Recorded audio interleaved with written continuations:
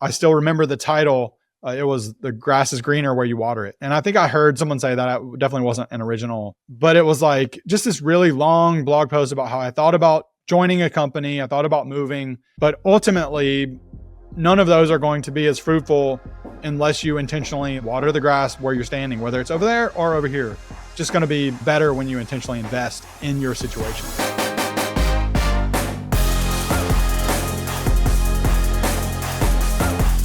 Welcome back to another episode of Good Work. I'm your host, Barrett Brooks, and on this show, I dive deep with world-class creators, founders, artists, and adventurers to uncover the inner journey of outward success. I've learned that beyond a certain level of success, there are no roadmaps or tried and true tactics. You have to rely on your instincts and on the courage to forge your own path. That's what this show is about, the unique challenges and opportunities that come from being world-class at what you do.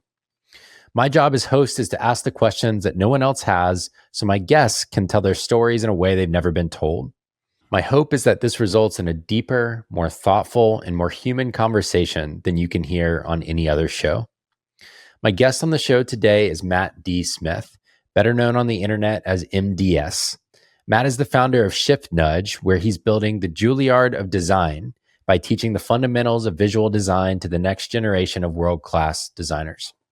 He's a 20-year veteran of the design industry where he's generated millions of dollars of revenue for himself on the way to helping his clients create and grow iconic visual identities and brands. The three things I think you're going to love most about this conversation are, first of all, how Matt and his wife have built a marriage that serves as the solid foundation that he's built his career on. Second, the three major turning points that shaped Matt's path to running Shift Nudge today, and what might have happened if he had chosen a different path. And then third, what allowed Matt to transition from seeking validation from the outside world to being guided by a sense of inner peace and joy as he's become more successful. Let's get to it.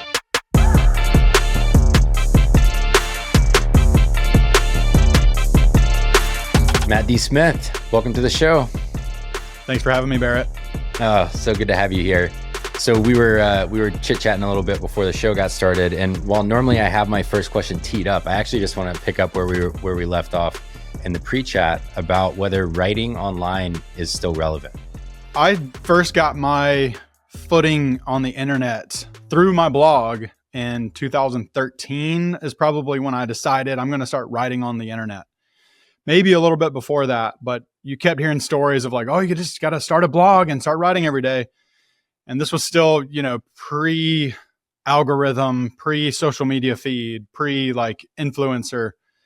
And that's where I got started. Like one of the most notable things that happened for me was publishing my idea about this little float label pattern on my blog. And it got picked up by other bloggers and people wrote more blog posts about it. I think it's probably still relevant because I was mentioning earlier, like it's hard to clarify your thought if you're not writing. And that's still been a big practice of mine, whether it's writing course material or writing a script for a video or writing my ideas about my mission and vision for my company and things like that. So I think it's got its place, but I think maybe the payoff has shifted a little bit. Yeah, I think a lot about this now. Obviously, AI is shaping that conversation almost entirely, but we got our starts online around similar timeframes, you a little bit earlier than me, and writing was the currency of the internet at the time. Like there was no Instagram. YouTube was kind of just getting started. Like it definitely wasn't a big thing. And essays, and we didn't even call them essays at the time. They were blog posts, right? Yeah. They were just like basic blog posts of how to do this or how to do that, or here's an experience I had. And that has changed so much. But back then, I remember writing a couple blog posts, one about negotiating job offers and one about maybe accepting and declining job offers, something like that. It was all around job offers. And both of them got picked up by Lifehacker, which I don't even know if that site still exists. But back then it was like this massive thing because Lifehacker had a huge audience. And I remember that my email list went from like, I don't know, a couple hundred people to maybe 2,000 in like a month. Oh my gosh. Yeah. And I freaked out. I actually did freak out. This is a really important lesson in my career as an entrepreneur was like, oh, I got to hurry up and make money from this thing, because I got all these people paying attention. And what's funny is I quit doing the thing that was leading to the success. I quit writing because I was like, oh, I was scrambling to figure out how to make money from it. And if I had just kept writing, I'd probably have 100,000 people in my audience right now, you know? I know. It's funny how I've experienced this too before, where it's like you quit doing the thing that made you successful in the first place because you thought you needed to level up. Now I'm a big shot. I've got 2,000 email subscribers. I got to turn this into a business. But in reality, sometimes just sticking with those things that work that might seem beneath you are kind of the key to keep moving forward. I feel like I'm learning that the hard way all over again. Yeah. I mean, as our head football coach at our shared alma mater says, chop wood, carry water. That's his mantra Right. for doing the things that seem like they're not interesting or they're not sexy, but they are actually what leads to success. You know, it's Yeah. the consistency of the same thing, boring thing, quote unquote, over and Yeah. over and over. So in the age of AI, something I think a lot about is storytelling as the medium. And it doesn't actually matter what format stories are in. That's what humans are going to be drawn to. Yeah. Not because the other type of content is going to go away. There's going to be more of it than ever. You know, this idea of like more slop than ever on the internet. There's also going to be some good stuff that AI generates, like some really helpful, quick hitting, like how to do anything is going to be available immediately with AI. Yeah. But here is an experience that totally changed my perspective or how I view myself as a human being. That can't be replicated. And I think that's going to become more and more important, whether it's written, video, podcasts like this. So, and even as a counter to the AI and writing not being as relevant anymore, I've also found it to be incredibly relevant as I'm using ChatGPT or as I'm using all these tools, where you can't really just be like, make me a cool video script or make me, generate this course for me or generate whatever. The more articulate I can be with my prompts and the more articulate I can be with my feedback, I feel like that's been like I'm get super nerdy on like all these writing books, and I bought On Writing Well and Revising Prose and all these different books to be able to write clearly and directly with action verbs versus passive verbs. And I feel like that starts to pay off when you're using a chatbot or when you're using ChatGPT and you're like, okay, this is obviously not working. Let me scrap this thread and start with a new, better articulate. Let me list out what I want, what I expect. Don't give me a novel when you respond. I just want to discuss this strategically until I give you further instructions. And like being able to even communicate with the AI in that way. I feel like that's, I don't know, if you don't learn to write well, you will probably miss out on some of the nuance on what you can do to like harness those powers more effectively. yeah.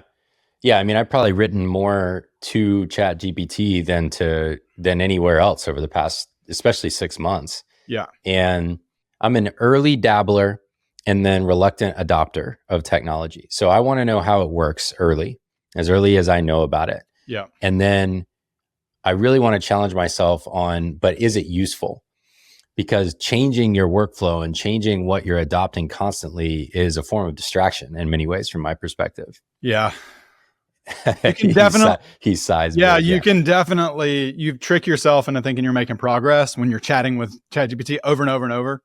Because it's always going to give you feedback. It's never going to be like, I think we've exhausted this topic for now. It's like, it'll just keep going. And you're like, wait a second. I'm asking it for the most basic feedback now. Like, do you think this sounds good? Like, I'm looking for approval. Like, please tell me it's okay. You're going to like, give me a pat on the back for this. Yeah. So using it, in place of those old habits that maybe aren't serving us is definitely not the way we want to. But the flip side is like, it's been an incredible thought partner for me, and it's available all the time. Like you, I'm a night owl. And so a lot of times if I'm up at 10:30 or 11 or midnight or whatever, thinking about stuff, I'm not going to text a friend at that point, especially if it's 3 a.m. on the East Coast. But ChatGPT is just hanging out, waiting, available anytime. So that part I found really useful for strategizing, thinking about the future, building vision for myself, and writing in that context is actually really important. And the more I'm able to articulate what I'm thinking, what I value, key turning points in my life, it incorporates all of that into everything it tells me. And that is incredible because its ability to load context is, exceptional. So anyways, not to get way off on the AI topic, I haven't really covered that much on the show. Maybe people will be a little bit surprised. So we'll see how they respond. But the question that I wanted to start with was, I I wondered if you might tell us the story of when your dad revealed to you that you could just rip out the dash of a car and replace things. Yes. That was a very profound moment. I definitely wrote about this in a blog post, and like writing that story also, like looking back, that was a very pivotal moment in my life. I was 15 years old, and my dad had this old Mazda RX-7. It was a 1979 yellow, faded yellow Mazda RX-7 with a racing spoiler on the back, some side effects, ground effects on the side. There was a roll cage inside of it because he used to be really into like autocross racing where they set up cones in parking lots and he would do the whole thing. So he had basically modified it into a bit of a race car. And because I was turning 16 and it was kind of sitting in his shop, not doing much, he's like, well, I'll let Matt drive this when he turned 16. And so, but the speakers were basically dry rotted, and there was, I believe, a CB radio installed in the dashboard. It wasn't even like a cassette player. And I was just like, oh man, it's a pretty big bummer. There's not a radio. And he's like, oh, we'll just put in a new one. I was like, you can just do that? And he's like, yeah, yeah. And he taught electronics in the Army. So he had some knowledge, and he was always a tinkerer and always taking things apart, putting them back together, building things. So he had a friend that had a discount audio store in Augusta, Georgia. And we bought the CD player, bought all the necessary gear. And I was just like, just trusting him blindly. Cause I'm like, I don't know how you're going to put this thing in a Mazda, like, but he bought the dash kit and he got and then we got in there. He's like, all right, start pulling on this thing. And we're ripping plastic tabs out of place. And I'm just like freaking out because we're basically disassembling the entire interior of this car. And I was like, wait a second, you can't just rip that out. Like you're messing up the car. I need to be able to drive this thing. And he was like, oh no, we're just going to pull it out. There's tabs right here. And he said, like, somebody put this in here and we could just pull it out. When he said that, it was like, I was like, oh my gosh, you're right. Like we can. And we did, we pulled it all out, and it was like down to the bare bones. And he showed me the wiring harness, and we rehooked it up and basically snapped it all back in place, replaced the speakers. He showed me how to route the wires. And I'm like, oh my gosh, this is actually a lot simpler than I thought it was. I just assumed, they come out of the factory and they're ready to go. And what happens in the factory is just magic. You don't know how things get hooked up. And so that whole experience was it was such an insurmountable task in my mind. And then he just like shattered that in an instance.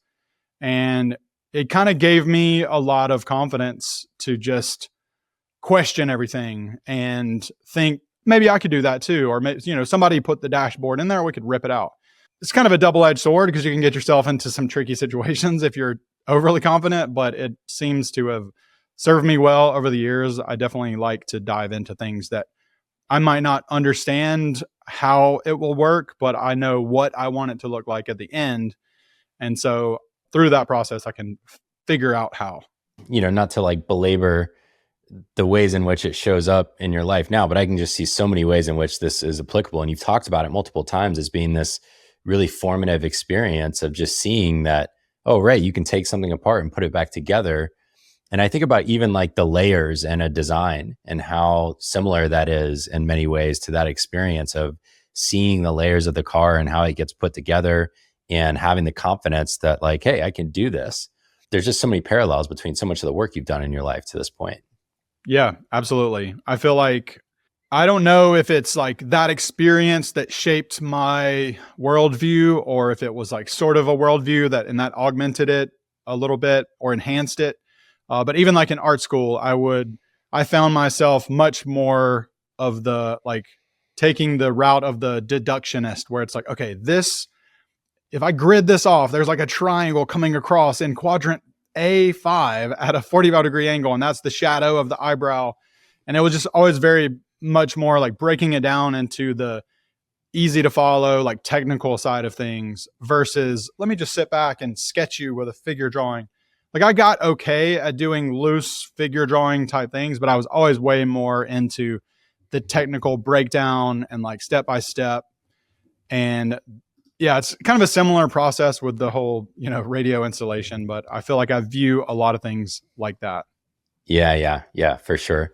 So we've got some context working together and in our friendship that we'll talk about a little bit later in the conversation. But one of the things that came out was just how much you learned from your dad over the years and how much of an influence he was on you. And I remember you telling me about how for a period of time, your dad was, or maybe for a long time, your dad was a crop duster, but for a period of time, you helped him with that.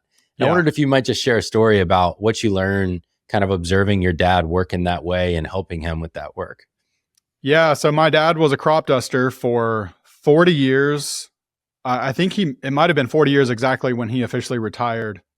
As early as I could remember. I mean, he was a pilot when I was born. I think he was spraying fields. If anyone doesn't know what a crop duster is, they load up chemicals in a plane, like 500 gallons, or depending on the plane. But my dad had an air tractor 500, which was like 500-gallon tank, loaded up with chemicals, and then he would spray a field for weeds or bugs or defoliating cotton. So he did that for as long as I can remember. And then when I was old enough, probably 13 or 14 years old, to ride my little ATV, my four-wheeler down the dirt road up to the airport to clock in for work, I was over there like mixing up chemicals. Probably not the safest environment for a 13-year-old.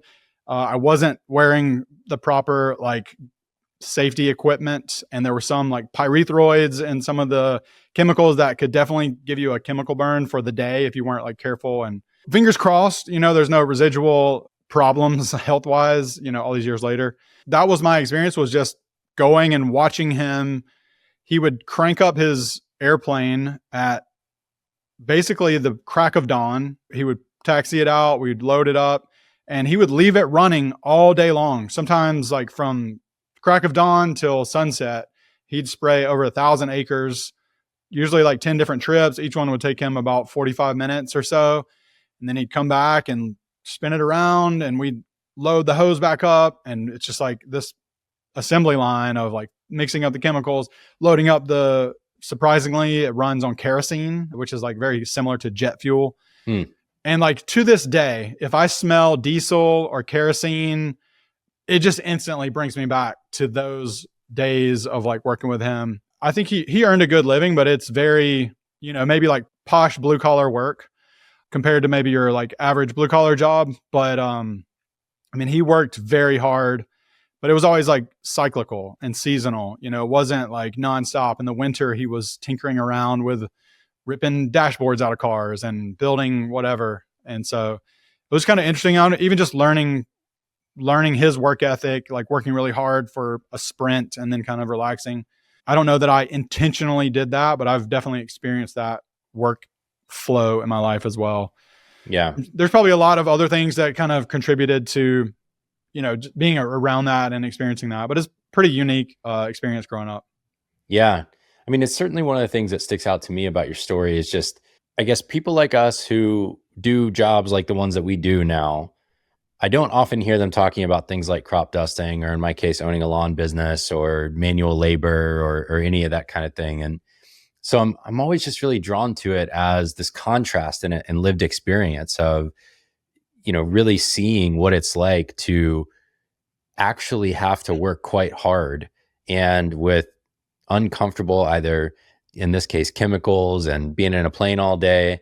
Not to mention the blazing hot summers of July in Georgia, while 105-degree sun is beaming off the sheet metal of the hangar, and you're sweating and you're just like, oh, I'm about to melt into this concrete, and I'm pouring chemicals. Yeah, it was grueling. Yeah. And it's just it's a fascinating thing to be shaped by. And then for me, at least, it really allows me to appreciate what hard actually is. Like, I feel like I have an understanding of what hard really is, what a hard day's work is. Yep. And it really helps me keep in context the types of things that I do now, because yes, I work hard, and sometimes I work a lot of hours even, but it's not the same kind of thing as that. Yeah. I think there's a big difference between emotionally, mentally hard and just straight up hard physical labor. Yeah. One of the things my dad used to always say as well, he's like, you got to pay your dues. You got to pay your dues. He would just always bring that up in multiple contexts, where he would talk about the times when he was loading someone's plane or doing grunt work or doing the physical labor, those lower level jobs that people want to avoid. He would just always talk about how you got to pay your dues. That builds character. And you learn how to like work hard. And there's a lot of natural satisfaction that comes from difficult manual labor, especially if you're building something or you're digging a hole or I don't know, moving something in the real world. It's like I feel oftentimes where I'm struggling with something like from a business perspective or like strategic, or like, oh, I gotta content marketing and leads and funnels and all the different ideas that you have. Sometimes it's just the idea of like, I just want to go outside and dig a hole. I want to dig a fence post hole and put it in and cement it in place and be like, yeah, look at that. And it just feels good to just have a simple task like that sometimes. I was going to go off on a tangent, but basically it's just one of the ways our brains work is needing that kind of object orientation in the real world. And we both have that as a part of us, that like doing something with objects in the world actually satisfies our brains in a way that someone that doesn't have that same drive or natural ability, as the assessment that I work with calls it, some people just don't have that, Yeah. I do, you do. And it's just fascinating. So, obviously, as I will have said in the intro, like you don't do manual labor today. This is not relevant in particular to what you've ended up doing as a career. And I wonder where in your journey design first came onto your radar and kind of how you got interested in it to begin with. As a kid, a lot of kids, they end up drawing and, doodling. They got a little journal or their sketchbook.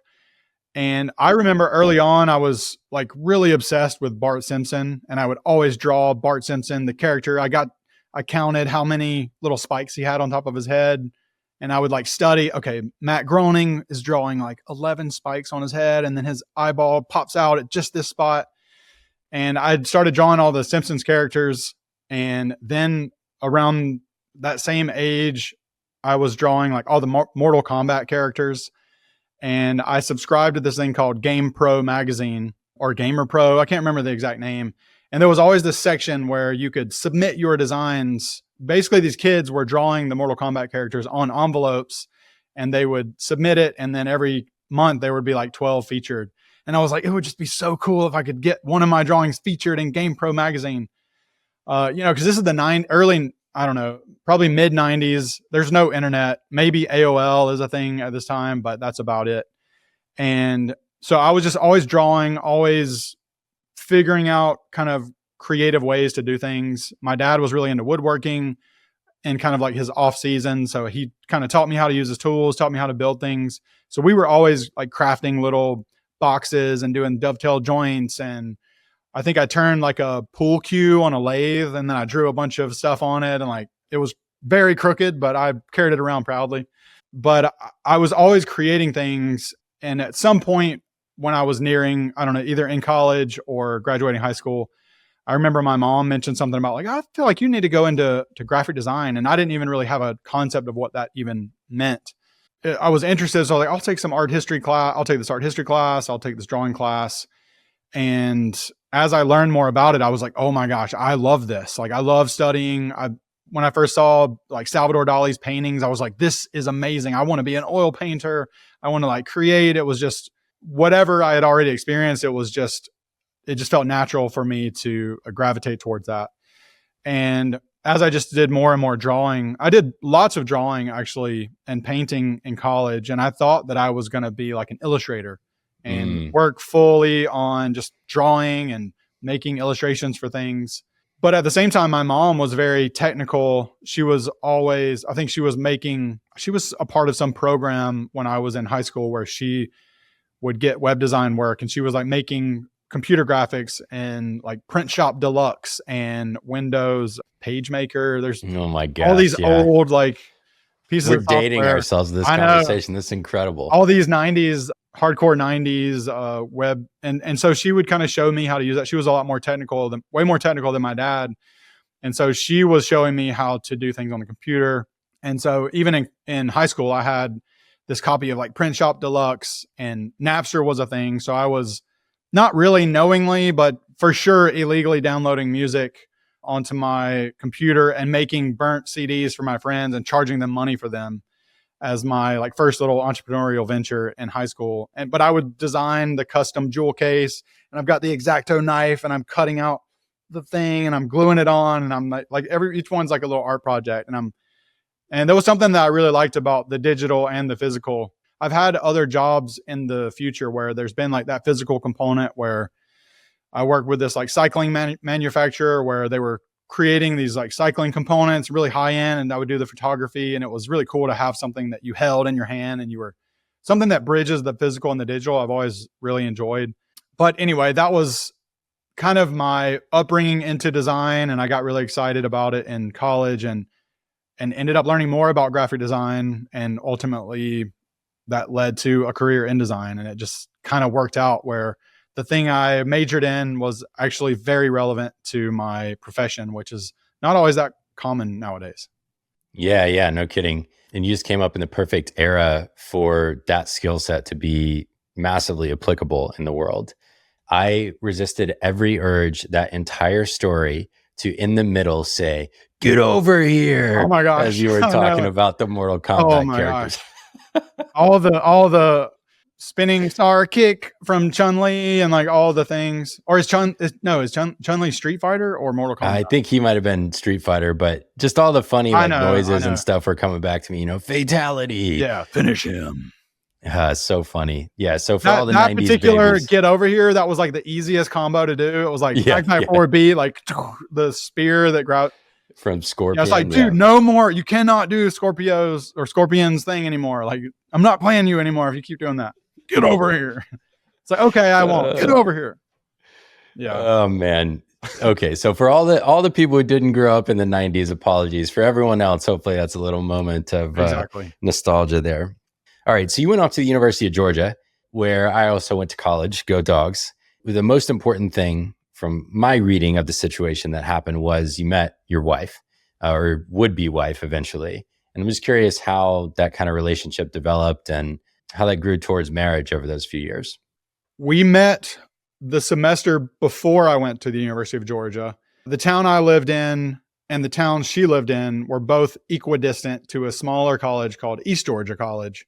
I started school when I was young. For whatever reason, my parents thought he's ready. So they started me in kindergarten when I was 4. And my birthday wasn't until October.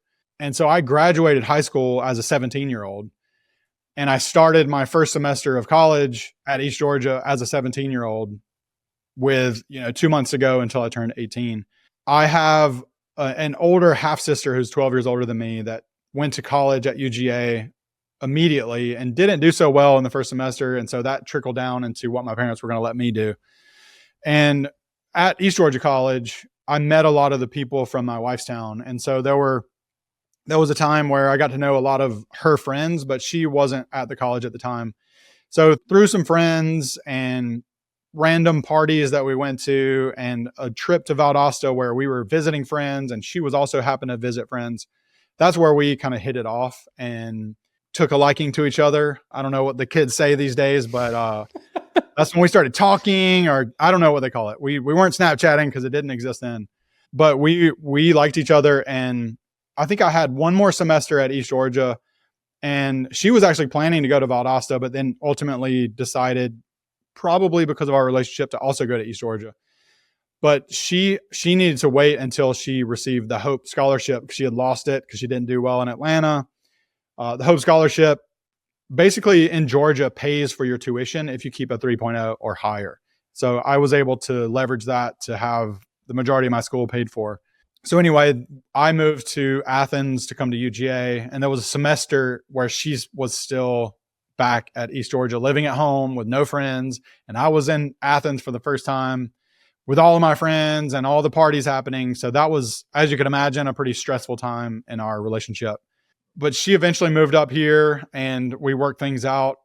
And I could keep going for like another hour on this story. I don't know where a good cutoff is, but that was how we met. And we eventually, did the whole UGA thing together, and we ended up graduating at the same time. And even though I had the Hope Scholarship and she didn't, she ended up graduating with higher honors than I did. So good job, Shanna. So one of the things I've observed about y'all, and we're kind of getting to this point where all the ingredients come together, where you have to build this career that you set off on and that now you're well down the path on.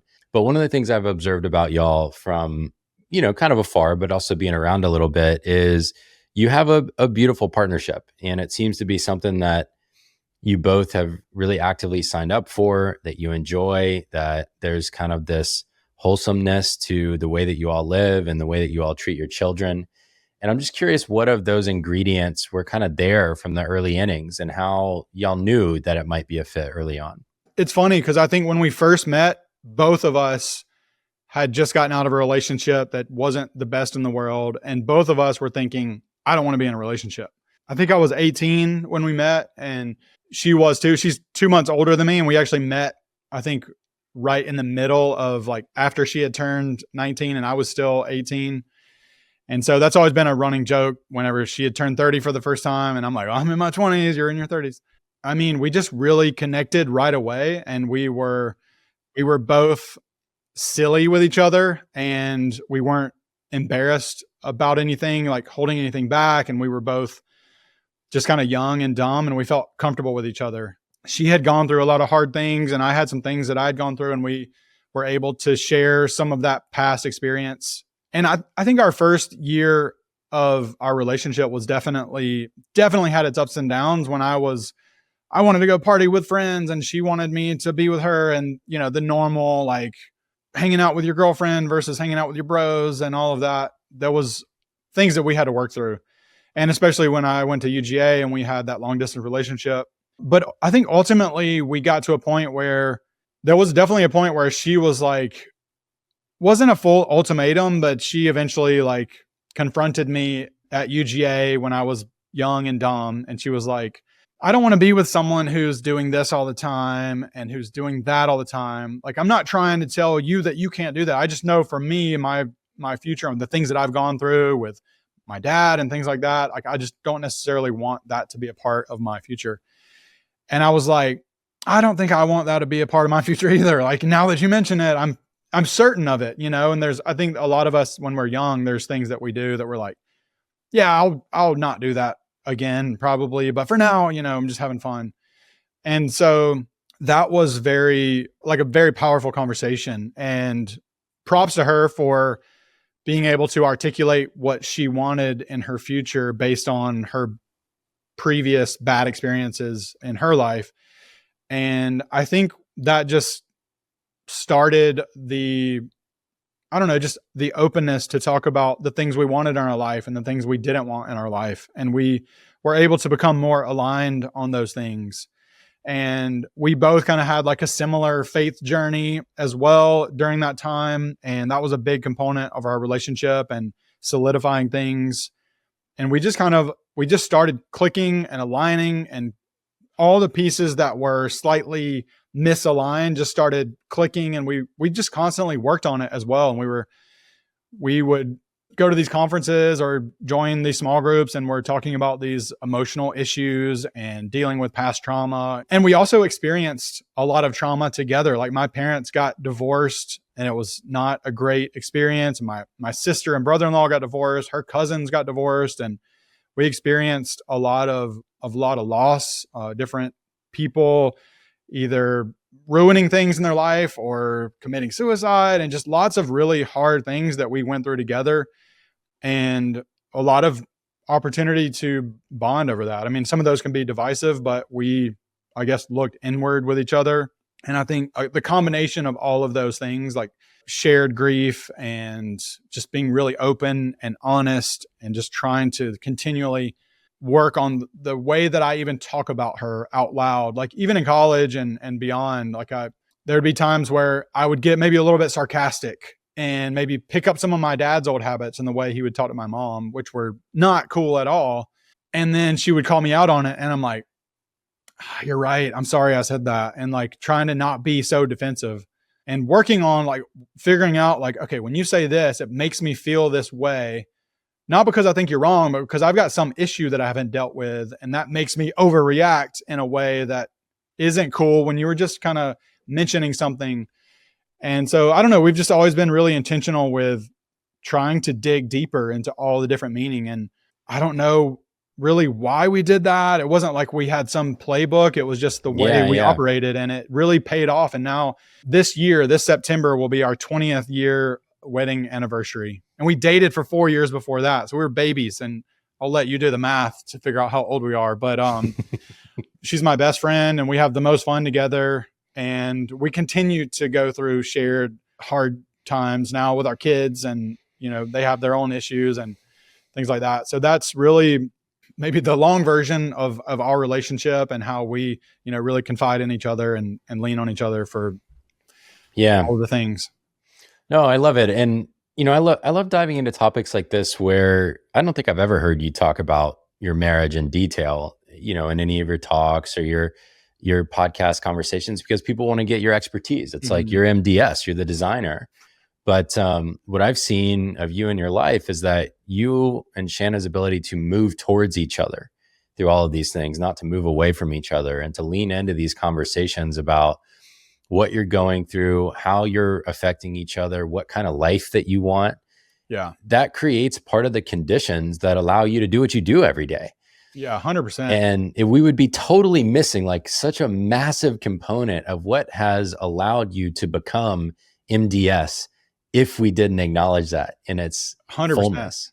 Yeah. And like when we first started our journey of real life after college, I had this little dinky job making $14 an hour, and she had a much better job with a salary. I was a contractor, so I'm paying like taxes on my $14 an hour. She had a salary at like an accounting firm. She had benefits. I had like nothing. And then once we, on a whim, kind of decided like we want to be young parents. And so I think we were like 22, 23 when our first son was born. And it was like, oh my gosh, like, are we sure? And then it was like, well, it's too late now. I mean, that was a huge journey even to figure out life together with a kid, with her working.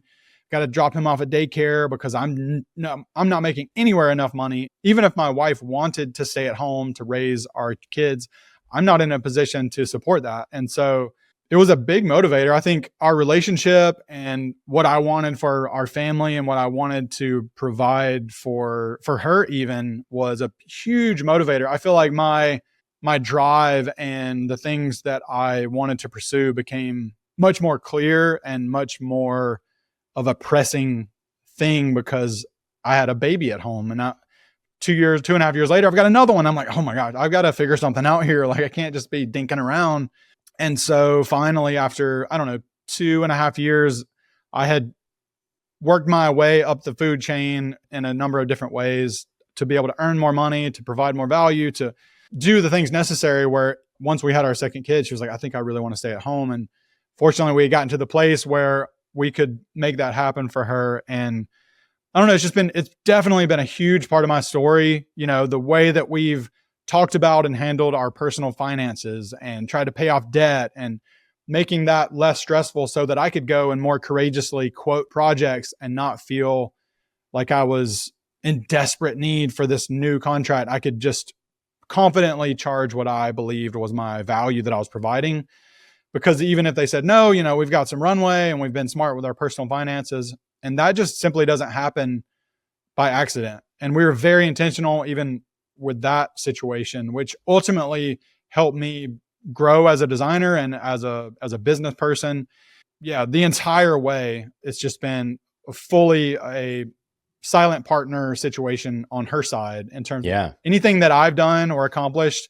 It's because she's also been there, like as my support, taking care of kids. She's managed a lot of our money. She manages my business's cash flow forecast and does a lot of the behind the scenes work. And yeah, huge support, and 100% would not be sitting here with the accolades and whatever I've accomplished in my career without acknowledging all of her contributions. Yeah. No, I love it. It's, it's this thing that men often say on podcasts, I wouldn't be here without my wife or my partner. And I just don't think that fully captures it sometimes. It's almost like this trite little thing that we do. And, I like what I love about your wife and y'all's partnership is she chose to stay at home, but she's this talented accounting and finance professional, And so this whole time, you're a designer, you're a creative person. That's not your skill set. She's been in the background saying, here's our cash flow projections. Here's what we can do. Here's what you got to generate. Yep. Here's what the business is going to look like this year. Here's our taxes taken care of. And while that's not a salaried role at somebody else's company, it's certainly a valuable role within your family system in your company. Yeah. And I just think it's awesome. Like what a beautiful partnership that y'all have built in that way. Yeah, it's fantastic. It would definitely be something that I would simply have to outsource. Numbers are pretty low on my skill chart, whatever you want to call it. I'm okay at mental math, but dates, whatever. No, it's just like give me the one or two numbers that you need me to really focus on. Other than that, I'm just gonna like glaze over. So So it's been really nice. one of the big pieces early on, so y'all had these two kids after you got out of college. You're young parents. You're working in agencies and starting to freelance some. She decides to come home and be with the kids, or y'all decide together that that's what she's going to do. What made you choose Athens? So Athens is the college town where the University of Georgia is located. It's an awesome place, like, great downtown area, good food, tons of bars, which isn't as interesting when you're an adult versus when you're in school, and like definitely beautiful part of the country, but it's not common to choose to stay there if you're not working at the university. So what made Athens home for y'all? We ended up staying after college simply because I think we had an apartment lease, and we did intern at this place called the Wesley Foundation, like right after college for a year.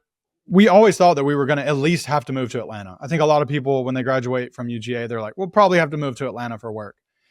And I ended up just looking in this local newspaper kind of magazine called The Flagpole, and I found this position. They're like, we're seeking a graphic and web designer.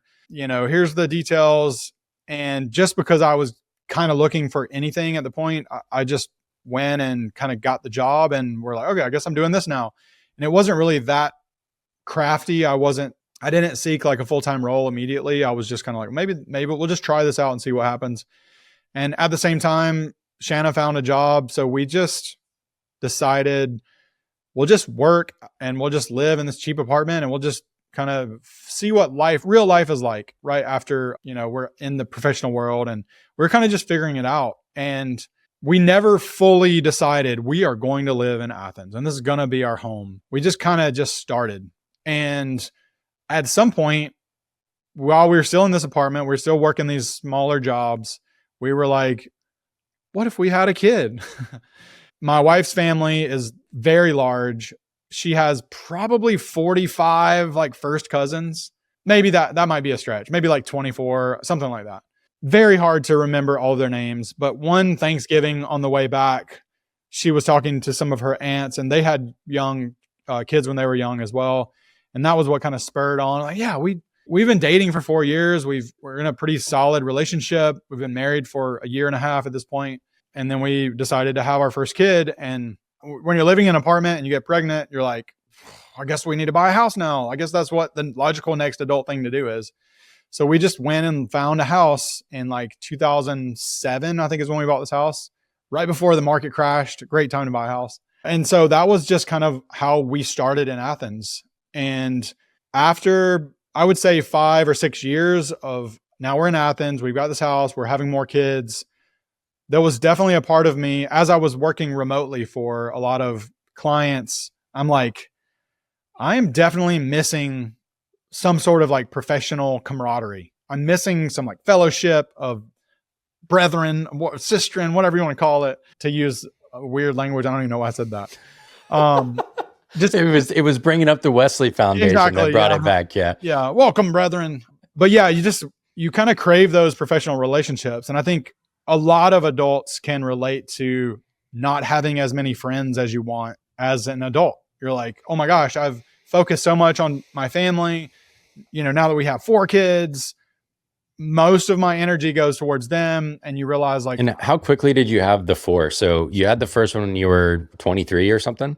Yeah, 22, 23. So and then when did the last one come along? The gaps are like 2.5 years between the first and second, and then about 20 or 22 months between number 2 and number 3, and then about 2 years almost exactly, maybe a little bit more between the last. So it's like, so you're like late 20s by the time you have your 4th kid. Yeah, exactly. I could probably do the math, but I'll spare everyone the mental fatigue on my part. Yeah. So having 4 kids at like 30 something, probably in our early 30s. I remember bringing back our 4th newborn, and we're sitting at the dining room table. 2 of our kids are arguing.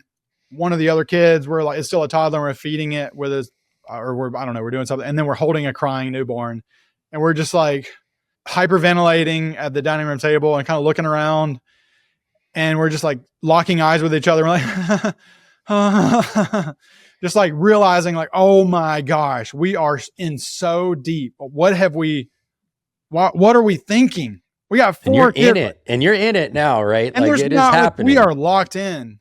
There's like this funny Jim Gaffigan bit where he's like, "Hey everybody, we just had a new baby for the 4th time." And he's like, "Not as much applause on that one."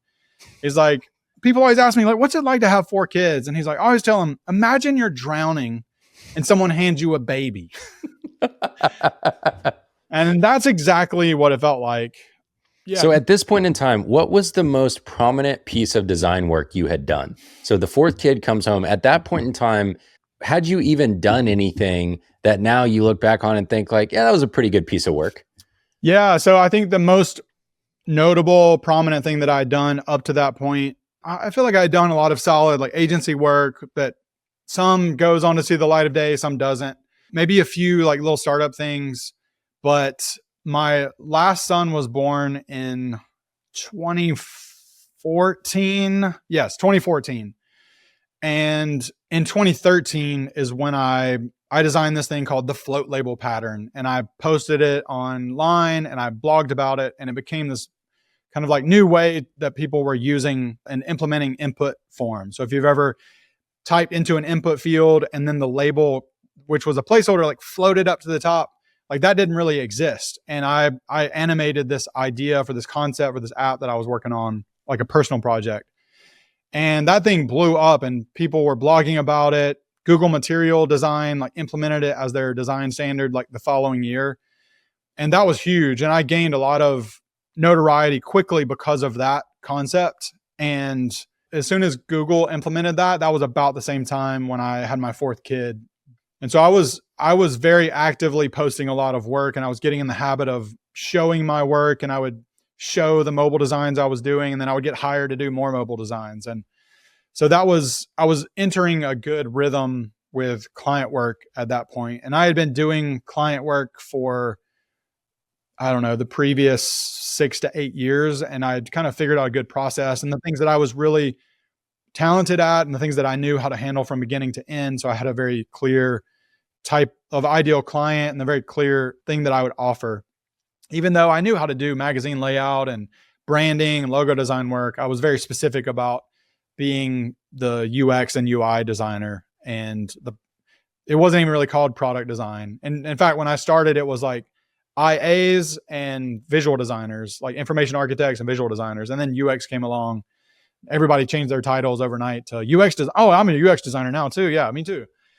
And so that was trendy. So I had to, call myself a UI UX designer. I think product designer is probably the more common term now, but it's all design. But that's what everyone was looking for at the time. And about then, kind of 2013, 2014, 2015 was like, I would call that like peak blogging era.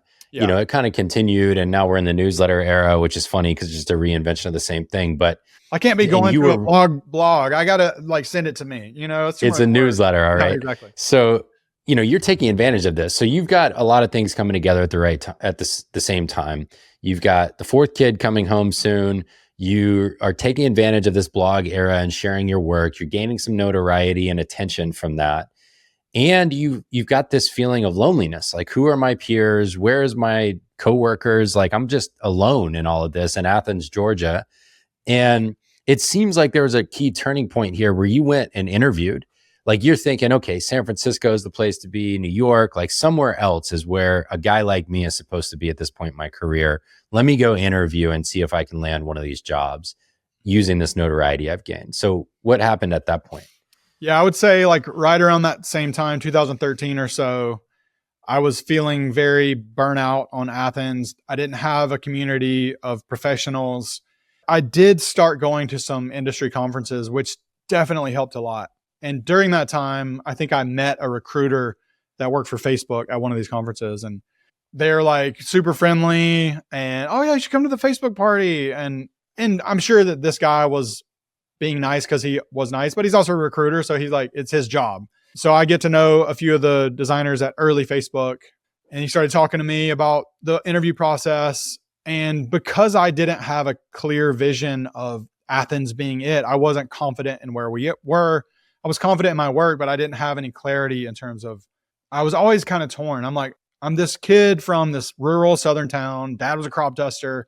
I moved to Athens, which is way bigger than the town I grew up in, but it's also like a tiny speck compared to San Francisco or New York and all these cool places that all the tech, titans are at. So there was always this idea that I was missing out and that I was not realizing my full potential because I wasn't in these locations. And so because of that constant, little guy sitting on my shoulder saying that I needed to be in one of these tech hotspots, I'm like, okay, I'll do this Facebook interview. And I think I went like 2 or 3 interviews deep, but the entire time I was kind of like reluctantly answering questions, like almost playing hard to get, not really on purpose, but I was like, yeah, I mean, like, if I was going to work somewhere full time, I would probably have to, and I'm almost like trying to have them convince me to work there versus like me trying to convince them to hire me. And as a result, I didn't get the job offer, but I was actually like, a weight was like off my shoulders because I think I knew deep down I did not want to do that. I always just valued a little bit more creative freedom. I really love the idea of having my own business and starting and building something bigger. Maybe it was because of the way I was raised or because I had done so much freelance and consulting and I felt like I was, the master of my own destiny to a certain degree. And if I joined a company, I knew it was only going to be for that line item on the resume. And I'm like, do I really need that? If you worked at Facebook, that doesn't necessarily mean that somebody else at some other company is going to shower you with money. And I think I just eventually throughout that process, at that same year, I also considered moving to another city in Greenville, South Carolina, where I met other designers and there was a big co-working space. And I was like, these are my people. I need to be in Greenville. And the more I pushed myself to make that decision, we looked at some houses and it just, I don't know, something didn't feel right. And something happened and I was like, I'm just going to start a little meetup. I'm going to start a design meetup and see where that takes me. And I started being just intentionally like reaching out to people in Athens and just trying to connect with other people instead of sitting back and feeling sorry for myself and just, woe is me. I don't have any friends. The community's not good. Something flipped. And I was like, I'm going to intentionally seek out relationships and see if I can drum up some community in Athens. And I met some people that were running this developer meetup. And I reached out to a guy I had lunch with, and he was like, yeah, I'll start a designer meetup with you. I knew one of the design director at MailChimp at the time, this guy named Aaron Walter, who also happened to live in Athens. And I'm like, I should meet this guy. Like, I knew he lived in Athens. I should like make an effort to actually meet him. And so he connected me with someone that like sponsored us for like $300 a meetup to like buy pizza and give some stickers away. And so we kind of started this little thing that met once a month. And I was like, hey, this is like working pretty well. And through that, I ended up starting a co-working space and had met more people. And that kind of attracted others into their like more designers, more people in the industry. That was around the same time I wrote on my blog. I still remember the title. It was "The Grass is Greener Where You Water It." And I think I heard someone say that. It definitely wasn't an original quip. But it was like just this really long blog post about how I thought about joining a company. I thought about moving, but ultimately none of those are going to be as fruitful unless you intentionally like you water the grass where you're standing, whether it's over there or over here. It's just going to be, better when you intentionally invest in your situation. And that was just a cathartic way for me to mark that moment in my life where it's like, okay, we are now clear. We are staying in Athens and we can confidently now move forward because we've made this decision and it's taken us a while to get there. It's taken us a while to figure out that path. But now that we've gone through those emotional tolls and trials, now we can confidently like move forward. It seems like that happened professionally too. It's like something about the Facebook interview process and seeing in yourself how reluctant you were, even if it wasn't totally clear at the time. It seems like that helped spark something along with the fourth kid. And I'm sure a bunch of other factors where you just recommitted to the great parts of the path you were already on, to the independent career you were building, to Athens as the place that you were going to call home. And there's something in that, because it's like something like a Facebook job at that time is so well defined. Yeah. And the idea of it is so attractive. It's like, they're going to pay me a bunch of money to use my skills. I'm going to get stock. We're going to get rich. We're going to go to San Francisco or wherever. And the thing I find about independent career paths and being an entrepreneur is it's undefined. You get to make it whatever you want. Yeah. And so there's like a beautiful element to that if you can embrace it, but you're basically choosing between a very well-defined thing that's right in front of you. Yeah. Very attractive. All of society, you know, Josh Kaufman, when he was on the show, we talked about status games. It's like hitting on all the status game buttons that you could possibly want. And instead you're saying, actually, I think I'm going to recommit to this undefined thing over here. Yeah. And this kind of moment, like, you couldn't have known it at the time, right? That you would end up where you are now. But it does become this critical turning point where, okay, we're here. You know, it's like, I'm going to stand my ground. I'm going to water the grass right here, and we're going to go get after it. Yeah. It was very, very cool. And it's really interesting to reflect back on 2013, 14, 15. That's when I did a lot of agency contracting, and that built a big professional network in Atlanta. And a lot of people would be at another company and like, oh, we got to get Matt to work on this because if he's available, it kind of became where it's like, if Matt's available, we got to get him. And so there was like a nice supply and demand that I was able to leverage. But then that ultimately turned into people leaving and joining a startup and like, oh, we need Matt to help us design our MVP. He does UX and UI, and it just kind of stacked on top of each other. And a lot of that happened within those same years. I enjoyed the variety of solving real problems, especially some of the startups that I work with had like a physical component to it, and it was tied to the real world. It wasn't just only a photo sharing app, which photo sharing apps can be great. You can take a picture in the real world, but not to knock that. But at the time, there were a lot of photo sharing apps. They might have overdone it a little, but it definitely did, it just kind of, I dug in and I kept going and doing more of what I was already enjoying. And it helped me to continually seek. I think it also helped me start to build my professional muscle of attacking the unknown a little bit more and refining what I was working on or the path that I was on. And I know, you have some insight into the last couple of years in my life as well. And you've witnessed some of that, but I'm even as I'm reflecting back now, it's just really interesting.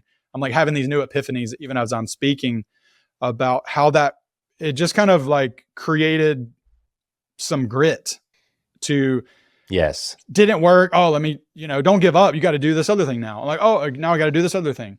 And so it's kind of really cool to think back to that time. And I think a couple of years later is when I did my very first like education product.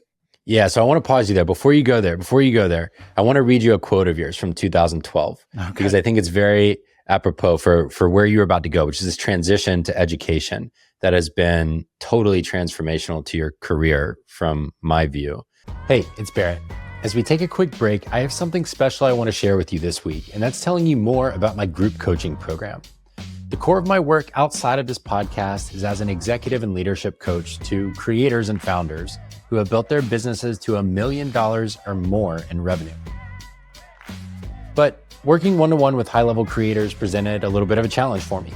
There are a whole bunch of other awesome creators and founders who wanted a way to work with me too. I was consistently either out of capacity or out of the budget range for creators at a stage or two earlier in their businesses. As a creator doing $100,000 to $500,000 in revenue, you've already built something meaningful, but scaling your business and impact takes more than hard work. It takes clarity, support, and a plan. And that's where group coaching comes in. Twice a month, you'll join a small, supportive group of mission-driven creators, people like me, to tackle your biggest challenges, build your leadership skills, and take your business to the next level. Applications are open now for my April 2025 cohort. Visit barrettbrooks.com/group coaching to learn more and apply today. So you're doing all this work, but slightly before even you interviewed with Facebook, you did an interview with the FWA, I think is what it was called, the publication. Yeah, Favorite Web Awards. 2012. Okay, here was what you said in that interview. I think design school helps cement those core principles for good design and stresses the why, With that said, I don't think it's absolutely necessary to go through design school to get into the field. No one hiring a designer really cares what school they went to or what their resume says. It's the work that matters. And going back and finding that, I was like, man, this guy had the idea 7 years before he did it. Yeah. 8 years before he did it. And he just couldn't see it yet. Yeah. I love that about this show because I can go back and find these things where it's like, it was in there already. That's amazing. So you started to make this shift, right? You've got this idea in here that there's something between like just gritting it out and your experience and having to go all the way through design school. Yep. And you're building this great portfolio, you're in demand, you've got experience, but you're not scalable other than just raising your prices. And there is some limit on that eventually. Yep. So when did you first consider the idea that like, hey, I might need to try another business model here? And what did that look like for you at the time? Yeah. So probably in 2014 or so, I remember I had kind of developed a few templates and like kits that I would kind of repurpose for my client deliverables to make it look more valuable and to present it in a better way. And I was collecting like the way I saw all these different agencies presenting their deliverables to these big, Fortune 100 clients. And I'm like, that PDF is not that hard to make. I can definitely make my PDFs look like that. And a lot of times your value is often in terms of just how well you present your offer in a way and your deliverables. And so I began to get more and more polished with my presentation and the way that I would approach my work. And at a certain point I was like, I wonder if I could see if my small online audience would be interested in one of these like presentational packets. And so I remember I sent out a tweet and I was like, would you be interested in seeing blah, blah, blah, blah, blah. It was like a wireframing kit and how I packaged my wireframes and told the story. And I think there was a guy that was like, you should charge for that. And I was like, maybe I should charge for this. And so I think Gumroad was one of the only available, like easy to implement kind of like links at the time. There might've been something else, but I packaged this up into like a downloadable template and was like, I'll charge $9 for it and see what happens. And like the first day, like, you get 100 sales and oh my gosh, I made like $900, that's wild. So that initially it was just like mind blowing when you make your first dollar and someone just buys something online and you didn't necessarily have to do anything to fulfill that order, especially with digital products. That really lit a spark inside of me to try to figure out how else I could both provide value, because I don't want to do it if it's not providing value, but also detach myself as much as possible for trading just straight up time for money. And because that was just always my grind. Like if I wasn't working, I wasn't earning. And especially when you don't have a steady paycheck coming in, you can't just kind of check out and collect the paycheck and kind of cash in. And I joined the Zoom and I did a little bit of work, but the pay keeps coming in steady. So I never had that. I always had to really go out and crush it as hard as I could to make sure that they wanted to hire me again or that they would give me a good referral. And so at that point I had been doing it for 10 years or so. And I was getting tired. And when you raise your rates, that's great, but there's also a higher expectation on you and you work even harder to perform. And that was like a good moment where I was like, okay, it's possible to make a little bit of money on the internet. And I had done a couple of workshops at some conferences, and I had a few people in my life during my time in art school that said these little things to me that really stuck with me. This one lady she was a fantastic painter. If you Google her name, Lucy McTeer painting, you'll see these like fantastic oil paintings. And she was like a family friend that lived nearby my hometown. And I used her as a resource to review my portfolio getting into design school. And I remember I was explaining to her one of these drawings that I saw, and the way I was articulating it, she kind of paused and she was like, you have a really good way of explaining this art. She was like, I think you'd be a really good teacher. And I was like, huh. And I just didn't really think much about it because I was 2005. I'm just now getting into design. But that like little phrase just kind of like made a deposit and just stuck with me for all that time. And then as I was like, I actually found myself teaching people like Photoshop shortcuts. Like, oh, you're doing that with the lasso tool. Did you know if you could hold shift, this will make it faster? I just enjoyed sharing knowledge and providing value. And maybe that's part of my childhood trauma. Maybe that's part of how I'm wired, but I just always wanted to be valuable and provide that for people. But anyway, that started to rise up again in 2015. I was like, I think that the way I'm putting together these deliverables, I could make a full-on course about that. And I saw a few online courses popping up around the time. And I'm like, I think online education could be really big. And I was like, I'm going to make a course. I'm going to start videoing. I bought a camera. I started doing like vlogs on YouTube, trying to copy Casey Neistat to just figure out how to do it, how to edit video. I had a little bit of experience, but just diving in and trying to go for it. And that was my first foray into like education. And turns out teaching design is way harder when you've never done it than actually designing. And so I did a lot of things wrong in my first course and did make a decent amount of money, like much more than $900. And this was the AI UX course, yeah, Adobe AI, Illustrator UX. Had nothing to do with artificial intelligence, but everything to do with Adobe Illustrator. And that was my first big mistake. I put all my eggs in the Adobe Illustrator basket because that's what I was using for wireframing. And I was like lightning fast with Adobe Illustrator. All of the agency people were using this tool called OmniGraffle to wireframe and do low fidelity design mockups for like UX design. Okay, so why was it a mistake to focus on the tool? Yeah, because after a year of focusing on this course and just spending so much time on all this content, there was a new design tool that came out called Sketch. And Sketch was Sketch, an Apple only UI design tool. It was like a small following at first. And then all of a sudden in like 2015, 2016, like what seemed like the entire industry just switched over to Sketch because it was just fundamentally different than all of the Photoshop, Adobe products. And it really was a big, big game changer. And like for a long time, I was doing all my wireframes in Adobe Illustrator because I was very fast with that. And then I would do my polished UI design in Sketch. And so I would Adobe Illustrator here and then into Sketch. And that worked for a while, but then I started doing my wireframes in Sketch. And I'm like, this is actually better because then I could just, design them closer to the finished product. And I'm thinking like, but I got all these Illustrator videos and it just became irrelevant. I probably could have continued to push that and been the Adobe Illustrator champion, but software just moved so fast in the tech industry. And I was just finding myself doing all things Sketch. Also, I'd spent way too much time on that course and I ate up a lot of our savings and got scary close to like a month of runway. And I'm like, oh my gosh, I need some clients immediately. I can't ever toy with burning that much cash again. Like I don't have any funding.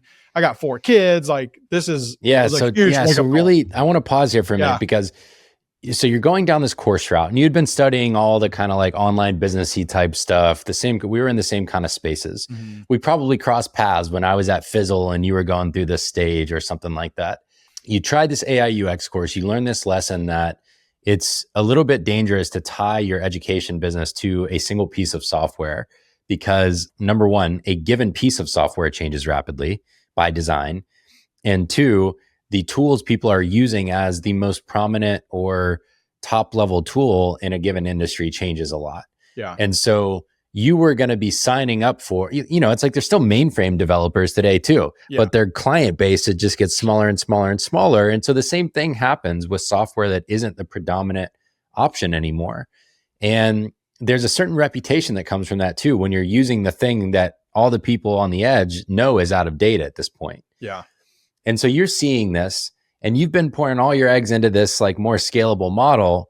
And then probably Shanna comes around and says, hey, the cash thing, I need you to fix that right now. Yeah. And so that moment when you realize, oh God, I've spent all my eggs and I don't have any left. What was that moment like? It was a mix of sheer terror and panic and like sadness and like self-deprecation all in one. Like I definitely had at least a half day where I was just like, idiot, so stupid. Like, because not only did I do this course, I also was too good for any off-the-shelf software at the time and convinced one of my developer friends to also build a custom learning management system that we were also building, which was great, but it's not great when you don't have customers coming in. And so I was really good at going into the cave and building the thing, but then realizing like, oh, I'm the only one in the cave. Like I actually need distribution. That's actually a thing in business. Like I kind of knew that, but I didn't really fully embrace that. And so I was definitely in a state of panic. And thankfully, there was this guy who emailed me kind of during this, maybe a couple of weeks before this moment of panic, and was like, hey, Matt, there's this company and they are pretty cool. I don't have capability to take on any of their work. They have this like request for proposal. And sometimes these are looked down upon in the design industry, but because it was like from a friend and he knew the guy, I was like, I guess I'll fill this out and I'll give them a quote that's like very standard, high-ish market rate value. This is my scare you away price kind of thing. I don't want to do this. I want to go focus on my core stuff. I think literally by the grace of God, I got an email back like the week of that panic situation. They're like, Matt, we want to do the project. And I was like, yes. Oh my gosh. Like, thank God. Because it was literally like a project that pulled me from the depths. And I was just like, I will never do that again. I will never get that low and that behind and that just short-sighted. I think that was like another defining moment. And I really just hammered down on client work. And I just the course thing was, I still love the idea and I still wanted to pursue it, but I just knew that I needed to make a better model. I needed to create better content, and I needed to do it in a way that was more long lasting, not tied to software, especially if I wanted it to have any sort of shelf life. Because I didn't want to run live trainings every 6 weeks because the software had changed. I wanted to create some fundamental content that wouldn't change necessarily because there's a new tool like Figma's here. And now there's a number of other platforms that are rising up. Figma kind of replaced Sketch, and now there's other companies that are kind of like encroaching on Figma's market share. Canva seemingly popped out of nowhere, and their user base is like 2 or 3 times of what Figma's is for like a general audience. And I'm just like, I don't want to focus exclusively on software. And so when was the first time that at the time Shift and Nudge came into view for you? The idea of having a course and having a design training product never left my mind. I wanted to do it. And I'm like, I had an idea and I started reading more books about marketing, and I read like the Ryan Levesque books, like Ask, and there's another one, like, I don't know what it's called, Give or something.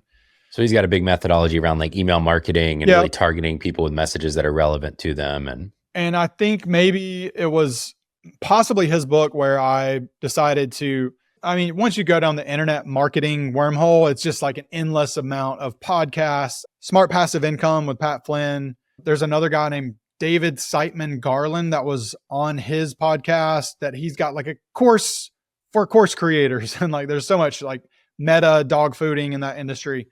But I was just constantly listening to these things and reading about it while I was doing more and more client work, kind of like scheming in the background.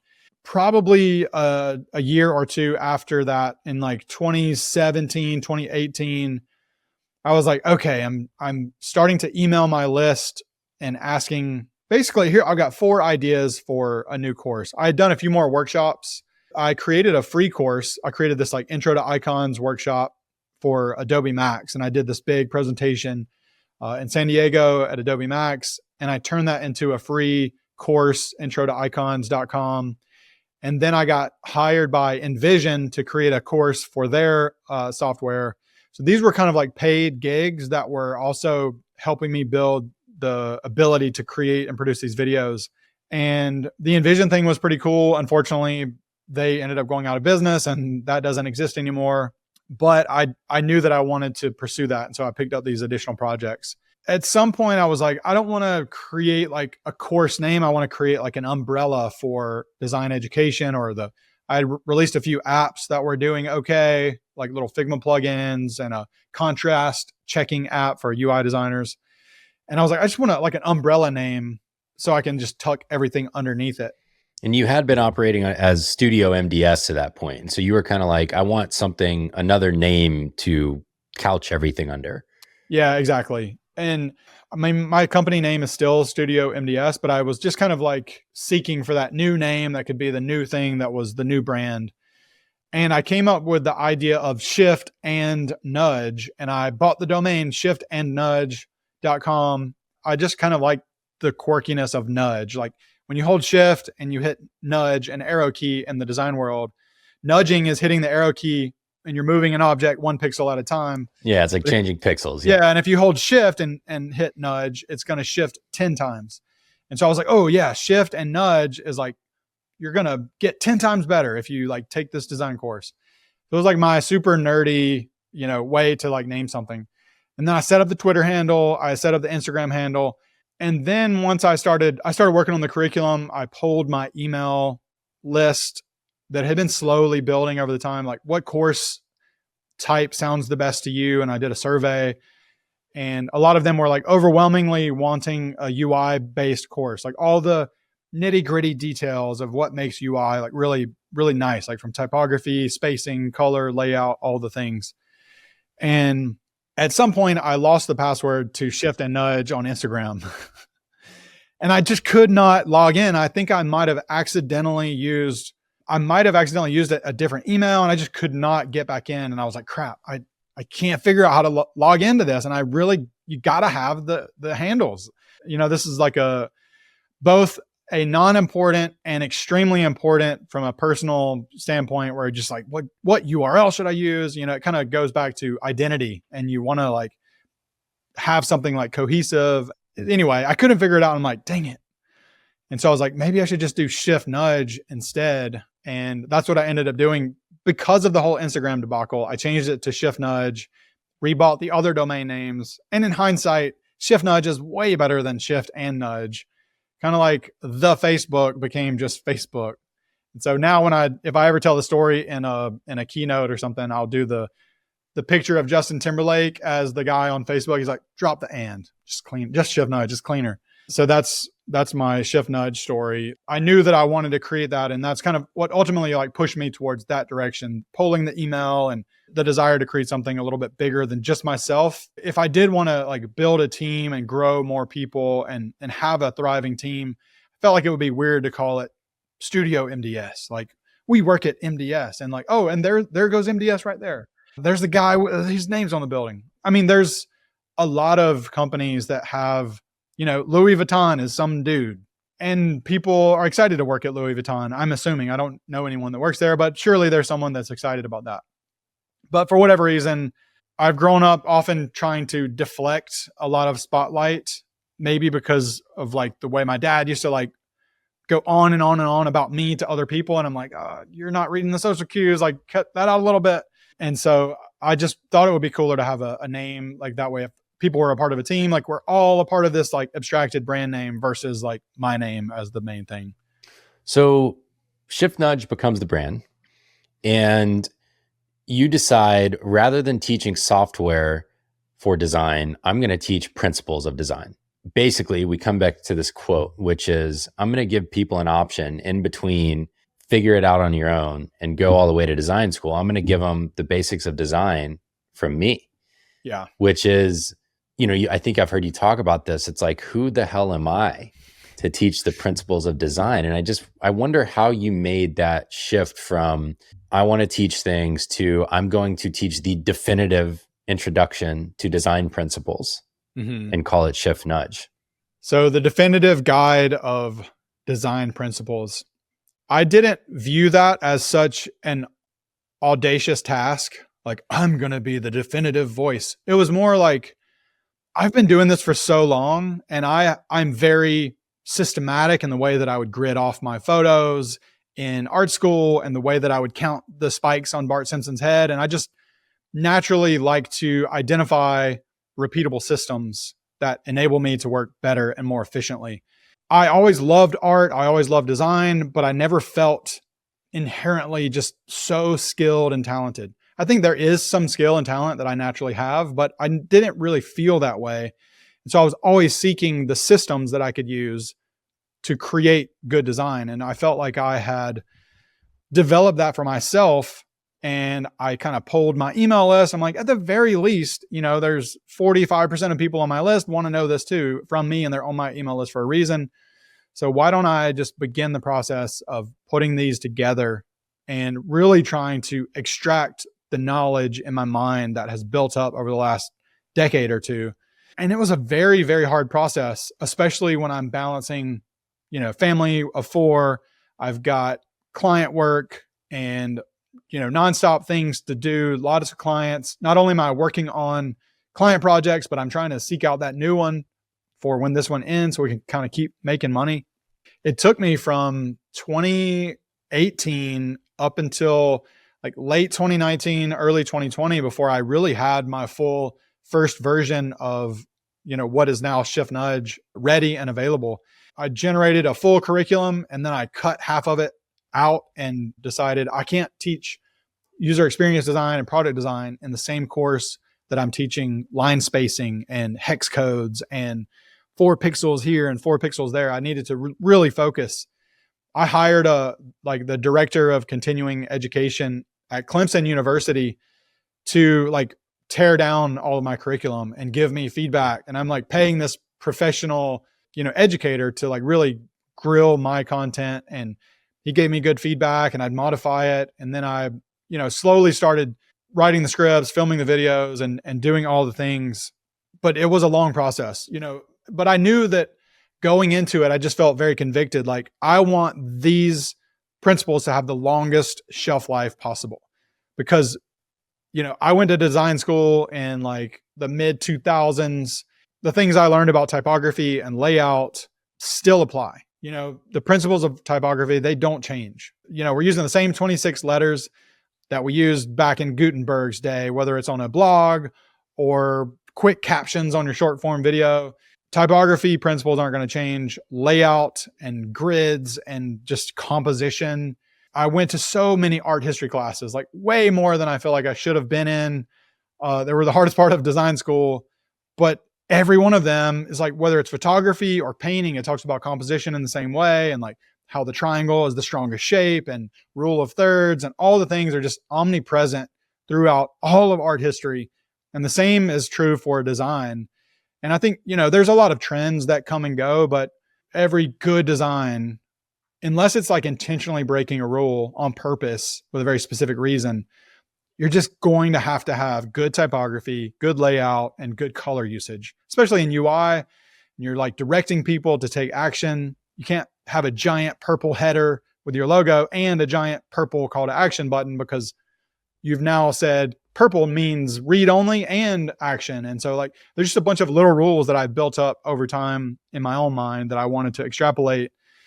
And that's really what made me feel confident to finally get back into making another course. I'd been burnt on my AI UX, Adobe Illustrator user experience course, and wanted to focus on principles that wouldn't change. And I think there's a lot of things that I could refresh and make slightly more relevant, but the underlying 98% of it is still really, really strong. And yeah, and you put a lot of intent into it, right? It's I'm going to come out and I'm going to do the best possible version of this. And you're doing the client work in the background this time. So you're not making the same mistake in the same way of running out of cash while you're working on this. Yeah. And then you go and launch the beta or alpha tester kind of version, right? 100 people in there, $1,000 a pop.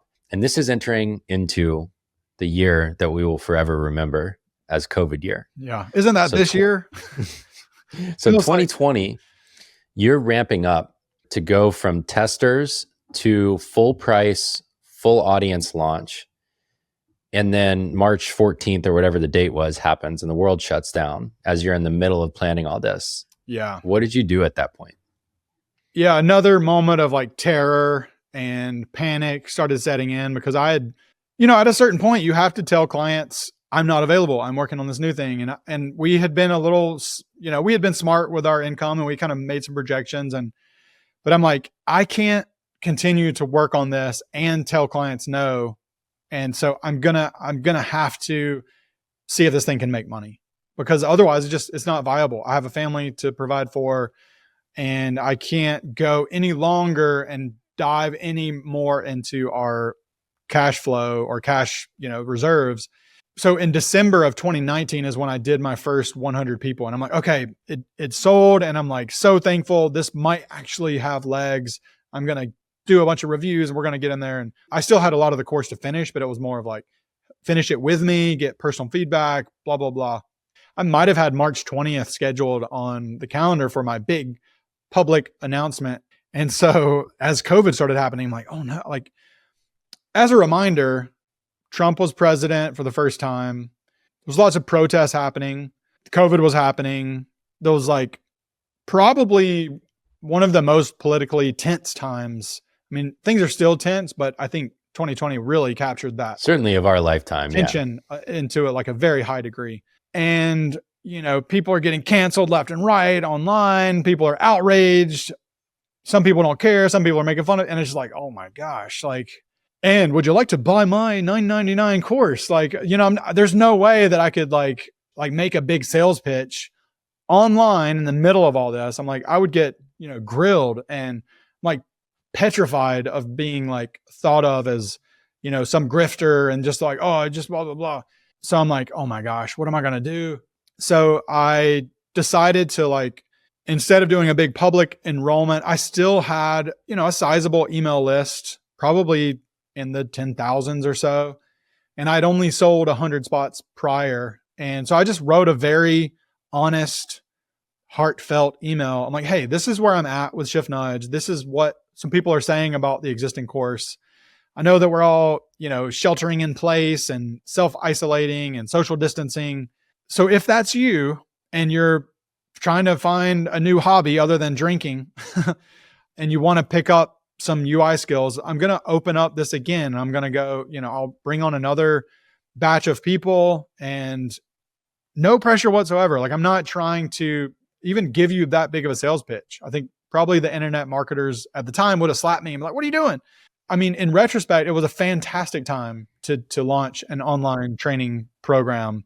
And it became one of the like most legendary eras of online education. But we didn't know this yet. Yeah, I was there at the forefront and I was scared out of my mind. I was like, oh my gosh, like I'm going to get a construction job soon because, I might just need to just figure something else out. And so I did another like private beta enrollment just to my email list. I'm like, people will be mean on email all the time, but it's a lot easier to deal with one person being a turd on an email reply than it is for like an army of people to drag you on Twitter or wherever, X nowadays. So that's what I did. And it was another success. And I couldn't actually believe it. I'm like, oh my gosh, this is actually going to work. And I had the course pretty much buttoned up and I was giving a lot of feedback. And so I did a big actual public enrollment in August of 2020. And I feel like 9 months had gone by, maybe 6 months of COVID. We were definitely not out of the weeds, but it was at least a little less tense and people were back to talking about other things besides politics and everything that existed. And so that was the first big public enrollment.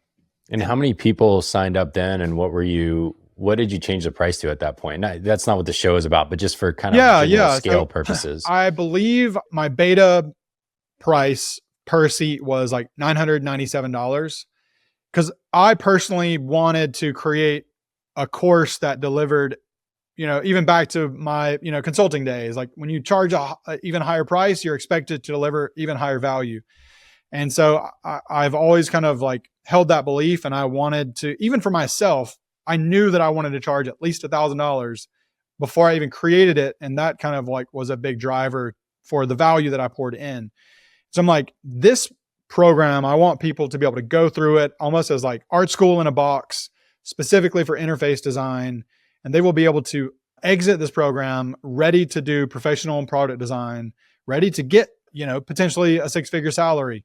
Theoretically, you could 100x your investment in this and have the skill set necessary. If you won't get it just by spending the money, but if you spend the money and put in the work, then there's a huge return. And so I had that in my mind. And so once I got ready to I had proven it with 200 people, lots of fantastic feedback.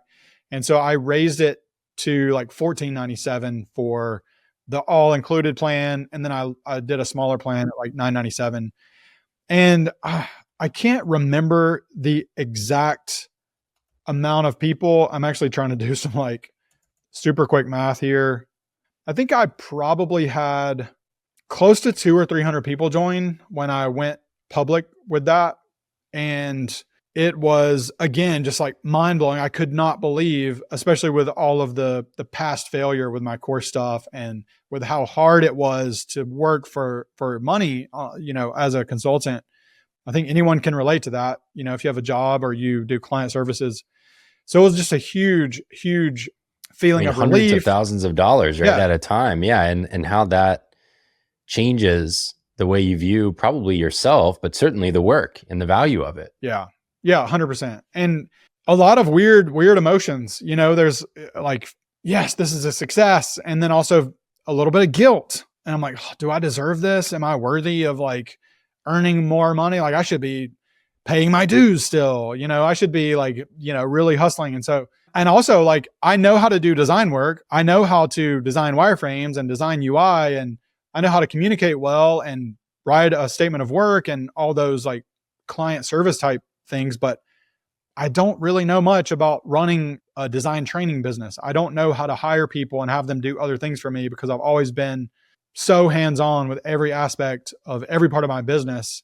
The only thing I've fully delegated is the finances to my wife. And I didn't really hire her. I just kind of got lucky. And so that has been, my new challenge over the last, 5 years at this point, feeling that weird feeling of like, I'm actually not good at this. I need to actually build some new skills to figure out how to run an actual business versus just creating my way through everything. It's been really good. It's been really hard. Yeah. A bunch of new struggles. It's interesting because it's like all the skills that allowed you to get to that point went into the course, and you're kind of bracing yourself the whole time, it sounds like, because you've had these past experiences where it didn't quite go the way you had hoped it would. Yeah. And even the, alpha beta testers, that was different than the AI UX experience. I mean, you made whatever, $100,000 a pop on those two things. That's a lot of money in the abstract, like in practicality of when it all goes to taxes and family and everything. It like doesn't always feel that way. But so you had these signals, and then you start to live into the reality of like, oh, I have a thing here. And what's interesting to me is it's not just new skills, it's actually new stories as well. Yeah. And you mentioned that, this story of I got to pay my dues, this story of embedded like value of hard manual labor and earning a day's keep and all of this now starts to be a hindrance in some ways, because now you might not work any harder between making $100,000 on a launch and $1 million on a launch. It's like you go from operating in, I'm trying to make it, to operating from a place of abundance. Yeah. And it brings up all of this new stuff.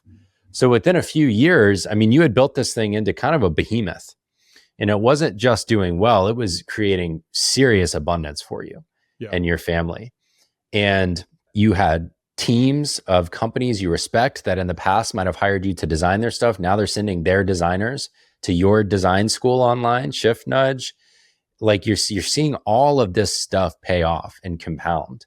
And it was right about that time when we went to a retreat in Breckenridge together, and you were sharing some of the challenges of abundance that you were having, mindset challenges, psychology challenges, the practical challenges. And you said, I think I need someone like you. And you basically said like, hey, would you be my coach? Yep. So I'm just curious, like, this is 2 episodes in a row. I'm conscious of like listeners hearing this, like I'm dropping it on them. It's not about this. I'm actually fascinated by what happens for people. Like, what are the challenges you end up facing that are challenges of success, basically, that make you realize I need help right now? Yeah. And I will also, just giant disclaimer, if this was anyone else's podcast, I would 100% drop Barrett and just talk all about it, because I'm talking to the audience. I respect Barrett so much. I always have. And I was like even honored that he would be willing to have that conversation with me, and honored to like have him talk me through that and like coach me through that time, because it was a fantastic experience, and it's definitely like a huge part of my story and continues to be. So Barrett didn't pay me to say that. I would say it on anyone's podcast. So don't worry, Okay, so for number one, thank you for that. I want to acknowledge it. Thank you for that. And to bring it to kind of the challenges that come up when you're making lots of money and you're not having to work harder to do it. What were you experiencing at that time? Well, number one, no one wants to hear how hard it is for you when you've made a bunch of money. And I think that's true for me. Like, I don't necessarily want to, like, you can't just vent on Twitter and be like, oh my gosh, this was so successful and now I'm having an existential crisis. You're like, oh, poor you. Like, no one's going to have empathy. I mean, some people might have empathy, but it's definitely not something you're just going to like air publicly. The public is not going to have empathy. The public is not going to have empathy. And I think, that's where these small groups of people that you can just confide in and be like, look, you're not judged as harshly as you would be in a public forum. And you just have the ability to be vulnerable and like, look, this is how I'm feeling. This is what I'm going through. And having, a group of people that can provide some support in those times, especially if they are experiencing similar things or have gone through similar things, just super helpful. And so I think I had always had this mindset of like, okay, what's next? What's the next client? I'm courting new clients while I'm designing this app. And now I'm designing this thing. Okay, now I'm doing this next. Where's the next paycheck going to come from? And so I always had this like, that's next. I'm going to really hardcore, really focus on that. And now I'm going to go to the next thing. And so it was like, okay, Shift Nudge is going to be next. I'm going to do this project. I remember I had this huge project with GoDaddy at the time. They had acquired a small company. They didn't have enough resources to like do the whole thing. So they needed me to kind of take it from what it was up to like the new brand standards. And they wanted me to just be able to do it without much oversight. And so that was a huge project. I was like juggling and having all these meetings with product managers while trying to finish Shift Nudge over the line. But it just felt natural for me to have that expectation on me from GoDaddy. And there's this expectation for myself and from my wife to like make Shift Nudge a success. And then I'm just juggling these expectations and they're pulling me forward and helping me be productive. And then it was like, finally I broke free and I'm like hang gliding and I'm like, okay, this is pretty cool. And then I'm like, now how do I get down from here? What do I do? Like, I don't know what to do next. Like, oh no, there's a hole in my hang glider. Like, I'm in an area that I'm starting to freak out. Like I'm dropping altitude, like I've never hang glided before.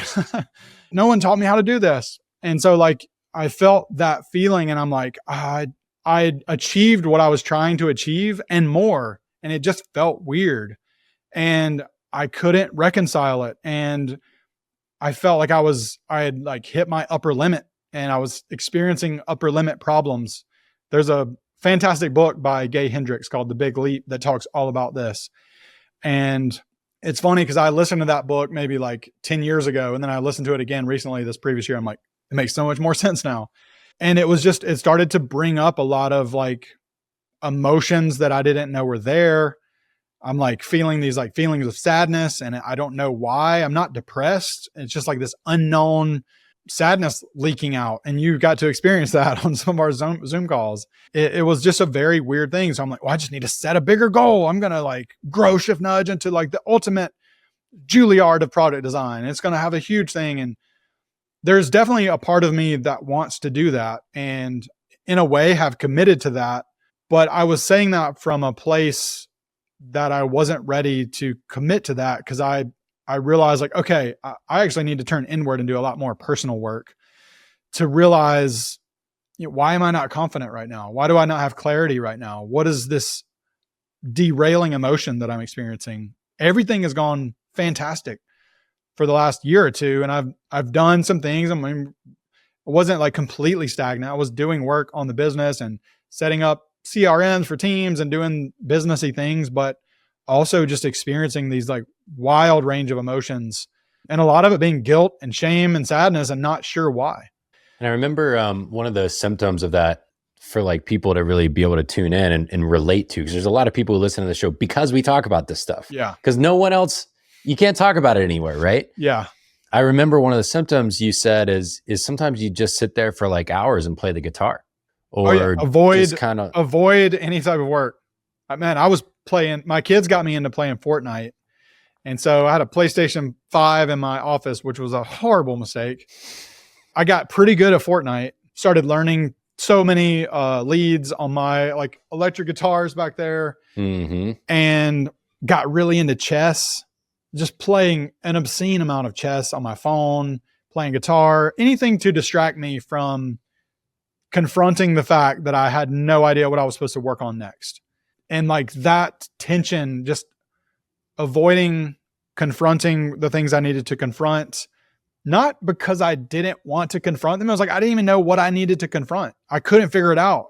And if I had stewed on it too long, I would just get sad. And so I'm like, I'm just going to play another round of Fortnite. Let's drop in, you know? There's this feeling of like, what's wrong with me? You know, I've had all this success. This is what I've always wanted. And I feel sad. Yeah. What is that? And then you feel guilty for feeling sad. And then you feel angry because you're feeling guilty. So now looking back, what was actually going on? All right. So I'm still working through this. I think I worked through the majority of this last year. I think you and I were meeting, was it fall of 2023? Yeah. Into the beginning. Yeah. And so 2023, I, definitely figured out a few things, but definitely last year and even last fall and early this year too, still processing and learning. I definitely had a lot of what my therapist calls little T trauma, where you don't have necessarily huge major events, but maybe just some things that happened in your childhood that made you behave in a certain way that, my dad taught me a lot of things. I spoke very highly of him on the beginning of the podcast. Well, now's where we get to bring up some of the bad things. And so like he was quite overbearing, both to me and my mom. And there were a lot of times where I would make myself smaller so I didn't have to engage in his like strong opinions. My mom and dad like argued all the time, like really loud. I don't know. I was pretty young, but I remember a lot of times I would be in my room crying or trying to distract myself from these emotions with like, let me play my Nintendo because my parents, it's I'm scary, like, break right? up and slamming the door to let them know that I disapprove of the arguing. I never really learned how to process sadness as a kid. And I realized like all this time growing up this way, my younger self, my exile, just learned to just sit in the shadows while my protector came and just did the work and got it done. Like, just don't worry about it. We're going to like make it happen. And that was really hard for me to uncover that. I had this fantastic therapist, and it was actually from our Breckenridge group. Tim Grawl wrote The Shithead. It talks all about his therapy journey. You've been very open with your therapy journey. And I've never been one to shy away from self-development. And whether it's reading a book or going to therapy, I think these are in the same category. And I just, for whatever reason, had never taken the time for myself to prioritize that. I had always been like, I'm going to prioritize taking care of my wife and my kids and make sure that everything's taken care of. And then all of a sudden I'm like experiencing these emotions. I'm like, I just need to build a bigger business. I just do more. And it just wasn't working. And so I think that was like a beautiful mess of emotion and success and things that like you can almost, you might pick up that I'm like getting slightly emotional talking about it, but I'm actually feeling a much smaller version of that emotion now. And I think that's the beauty of therapy, is that you can recall those memories and you're like, oh, I figured it out a little bit. And I've dealt with some of that. And I've continued to realize, like, only within the last week, I remember I told my wife recently, I was like, you know what? I think I didn't process sadness as a kid very much. It was either completely shut it out or just numb it somehow, like numb it with video games or drinking at an early age or whatever. Or hard work, success, all the things that you can do besides work through an actual emotion. And so just really identifying those areas that hold me back personally, even being the best dad I can be. There's plenty of times where my kids would push some of my buttons that made me flip out way more angry than I should have, because it hit on some of those emotional things that I just hadn't dealt with yet.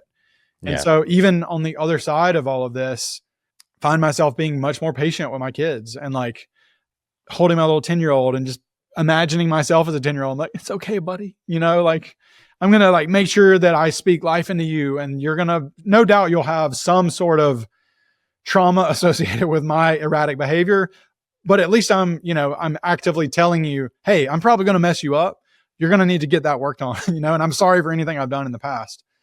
And the way I've started looking at this is like, in a lot of cases, it's not even that we're messed up. Every one of us we are wired to get shaped by our environment. Yeah. 100%. Our environment shapes us, the people around us shape us, and that creates behaviors and patterns of being and all of this in our lives. And there is a certain point at which you no longer have to live that way. And in many cases, you no longer can live that way if you want to experience joy, peace, hope, and abundance. Yeah. And I have gotten way more opinionated about speaking life into that.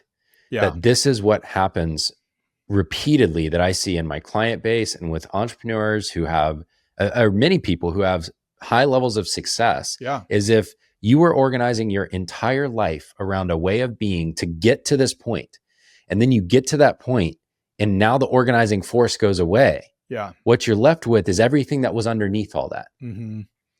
And you have to reshape around like, okay, well, all that's left now is me learning to be with myself.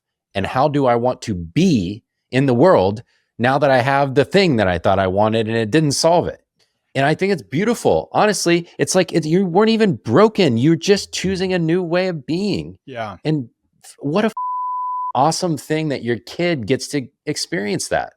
And they'll have to choose how they want to reshape themselves too. Yeah. But like, that's just being human. Yeah. I think it's a huge shift too. Like the way that one approaches like viewing being messed up, quote unquote. It's like you said, you're a product of your environment, period. And most environments are going to have flaws. In fact, they all do.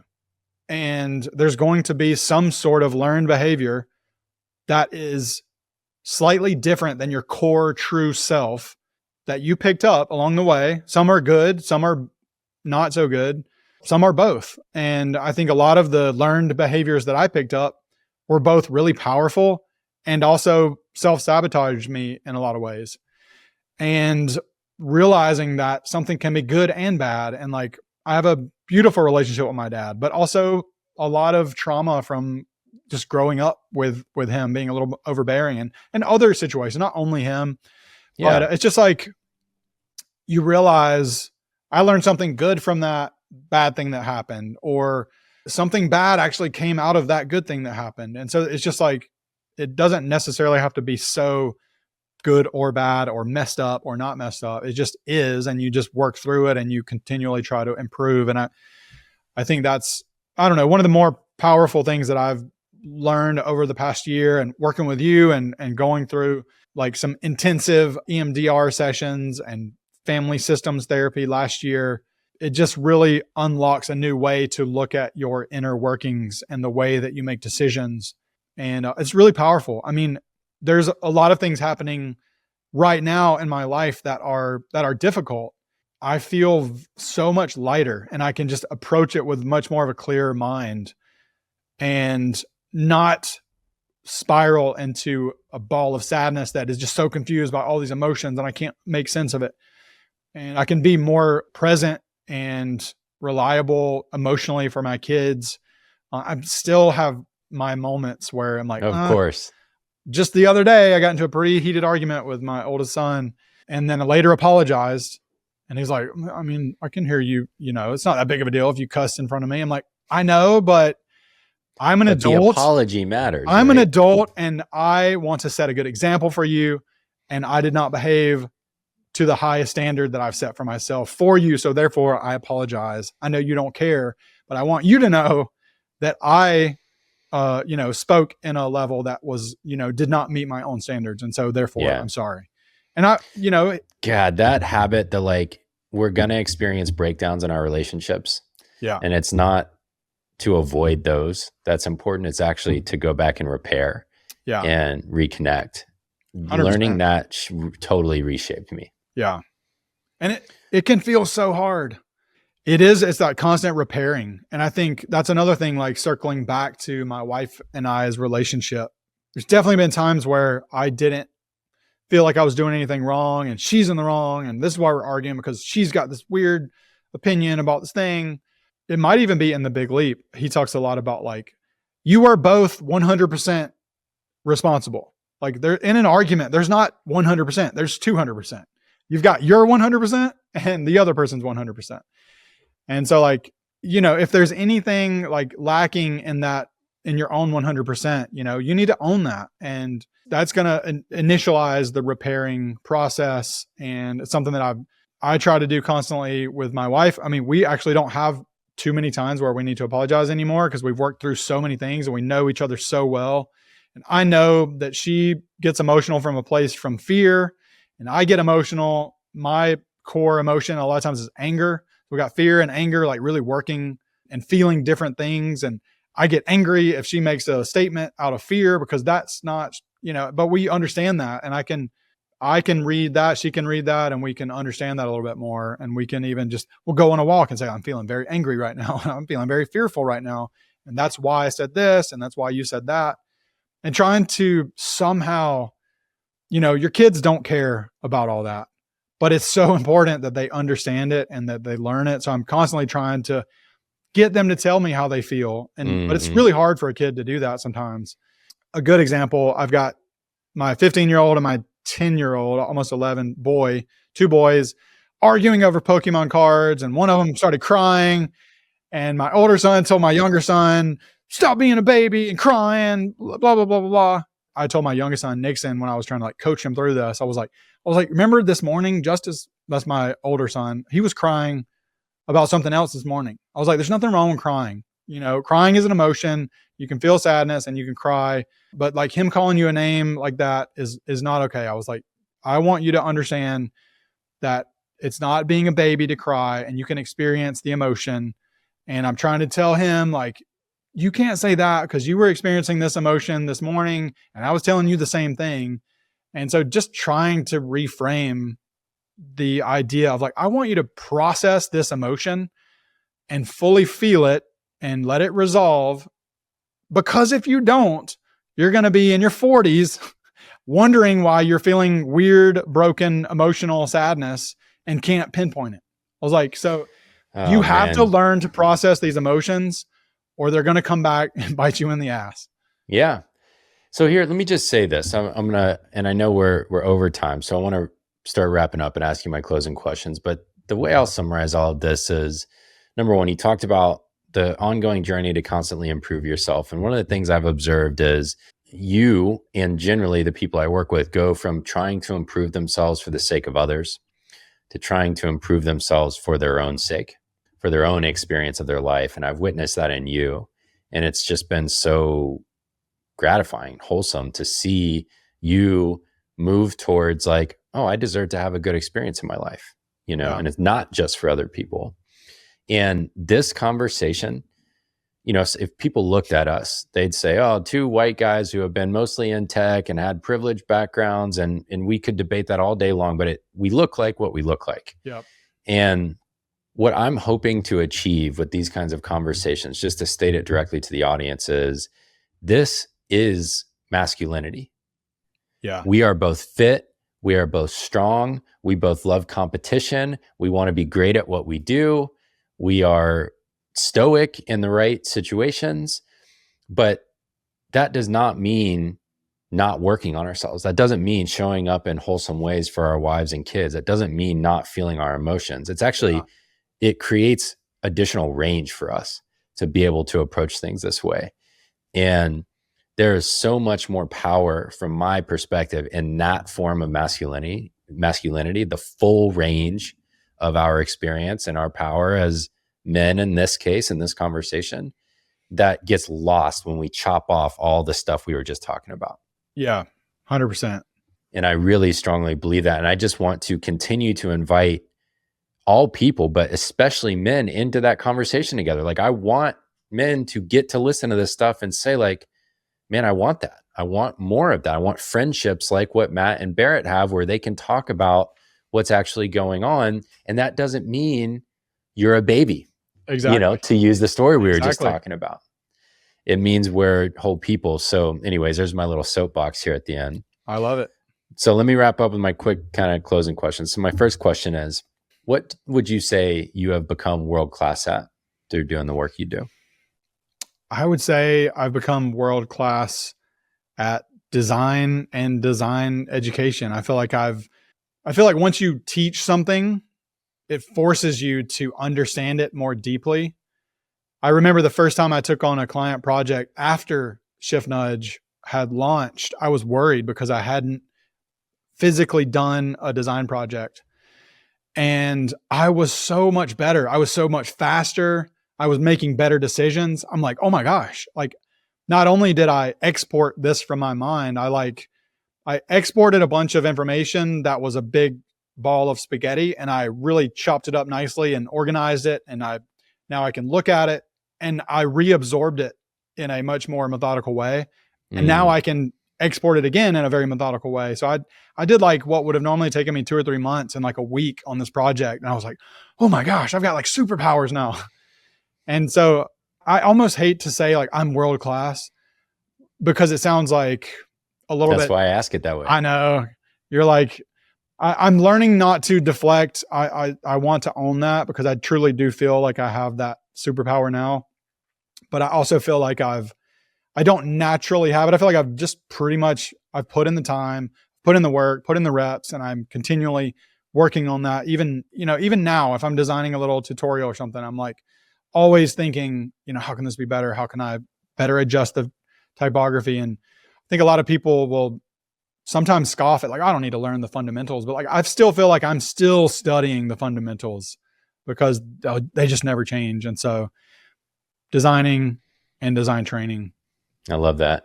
Everyone I know who I would consider world-class is still a voracious learner. They're not complete. Yeah. They can be world-class and still learning, and that's the beauty of it, I think. Okay. My second question is, so with these superpowers you've got now, design education, how do you hope those will contribute to a more beautiful future?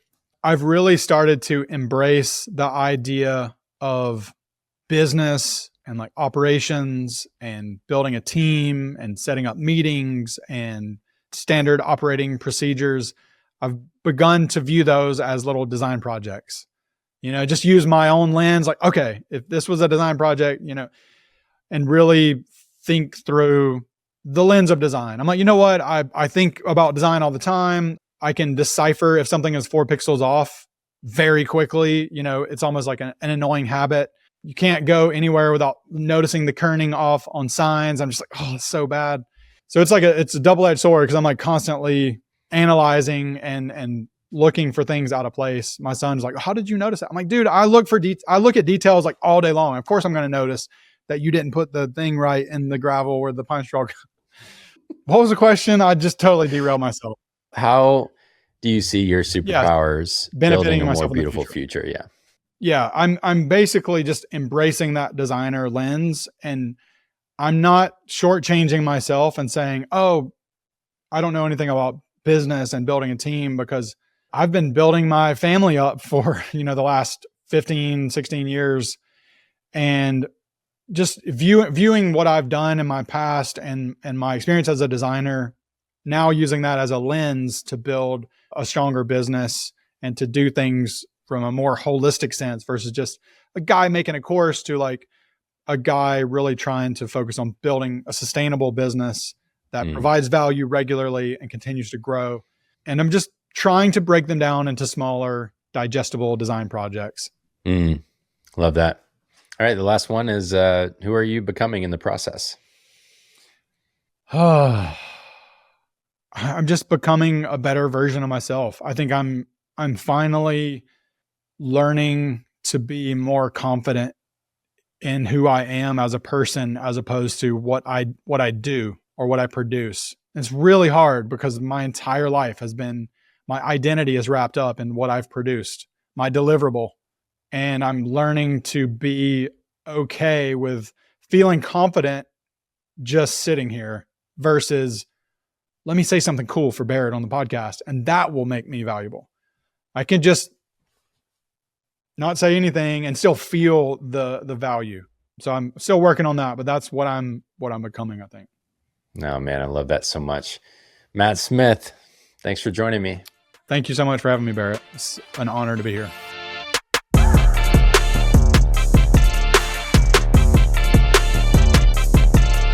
Thanks for listening to this episode of Good Work. I'm your host, Barrett Brooks, and this podcast is produced by my friends over at Podcast Royale.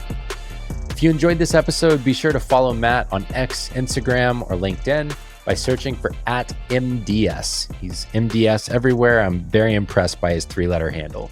If you're an aspiring designer, you want to return to fundamentals in your design career, or if you're an entrepreneur who would just enjoy learning the principles of design, check out shiftnudge.com for Matt's exceptional teaching on color, typography, and layout.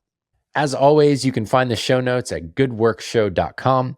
The notes include any links, resources, books, and anything else that Matt and I talked about, as well as all of the past episodes and episode summaries. If this is your first time tuning in, number one, welcome. I'm really glad you're here. If you want to drop me a note, I'd love to hear how you heard about the show. You can drop a note to goodwork@barrettbrooks.com. But most importantly, make sure to hit subscribe so that you get all the future episodes, whether it's an Apple Podcast, Spotify, YouTube, or wherever you listen to your podcasts. If you're already a subscriber, number one, welcome back and thank you. Please grab the link to today's episode and drop it in a text message and send it to just one friend or a group of friends that you think would enjoy this episode in particular. It's the best way that I grow my audience is through word of mouth, and I'm always grateful for you when you do it. And then lastly, this is just for a limited time. If you're a regular listener of the show, you've listened to at least a couple episodes, ideally 3 or more, I would love to hear more about your experience listening in. If you'd be willing to spend 30 minutes chatting with me, telling me about what it's like to be a listener, just drop me an email to goodwork@barrettbrooks.com, and the subject line can just be "Let's chat about the show." All right, thanks for tuning in this week. As always, I'm grateful for you. We'll see you on the next episode.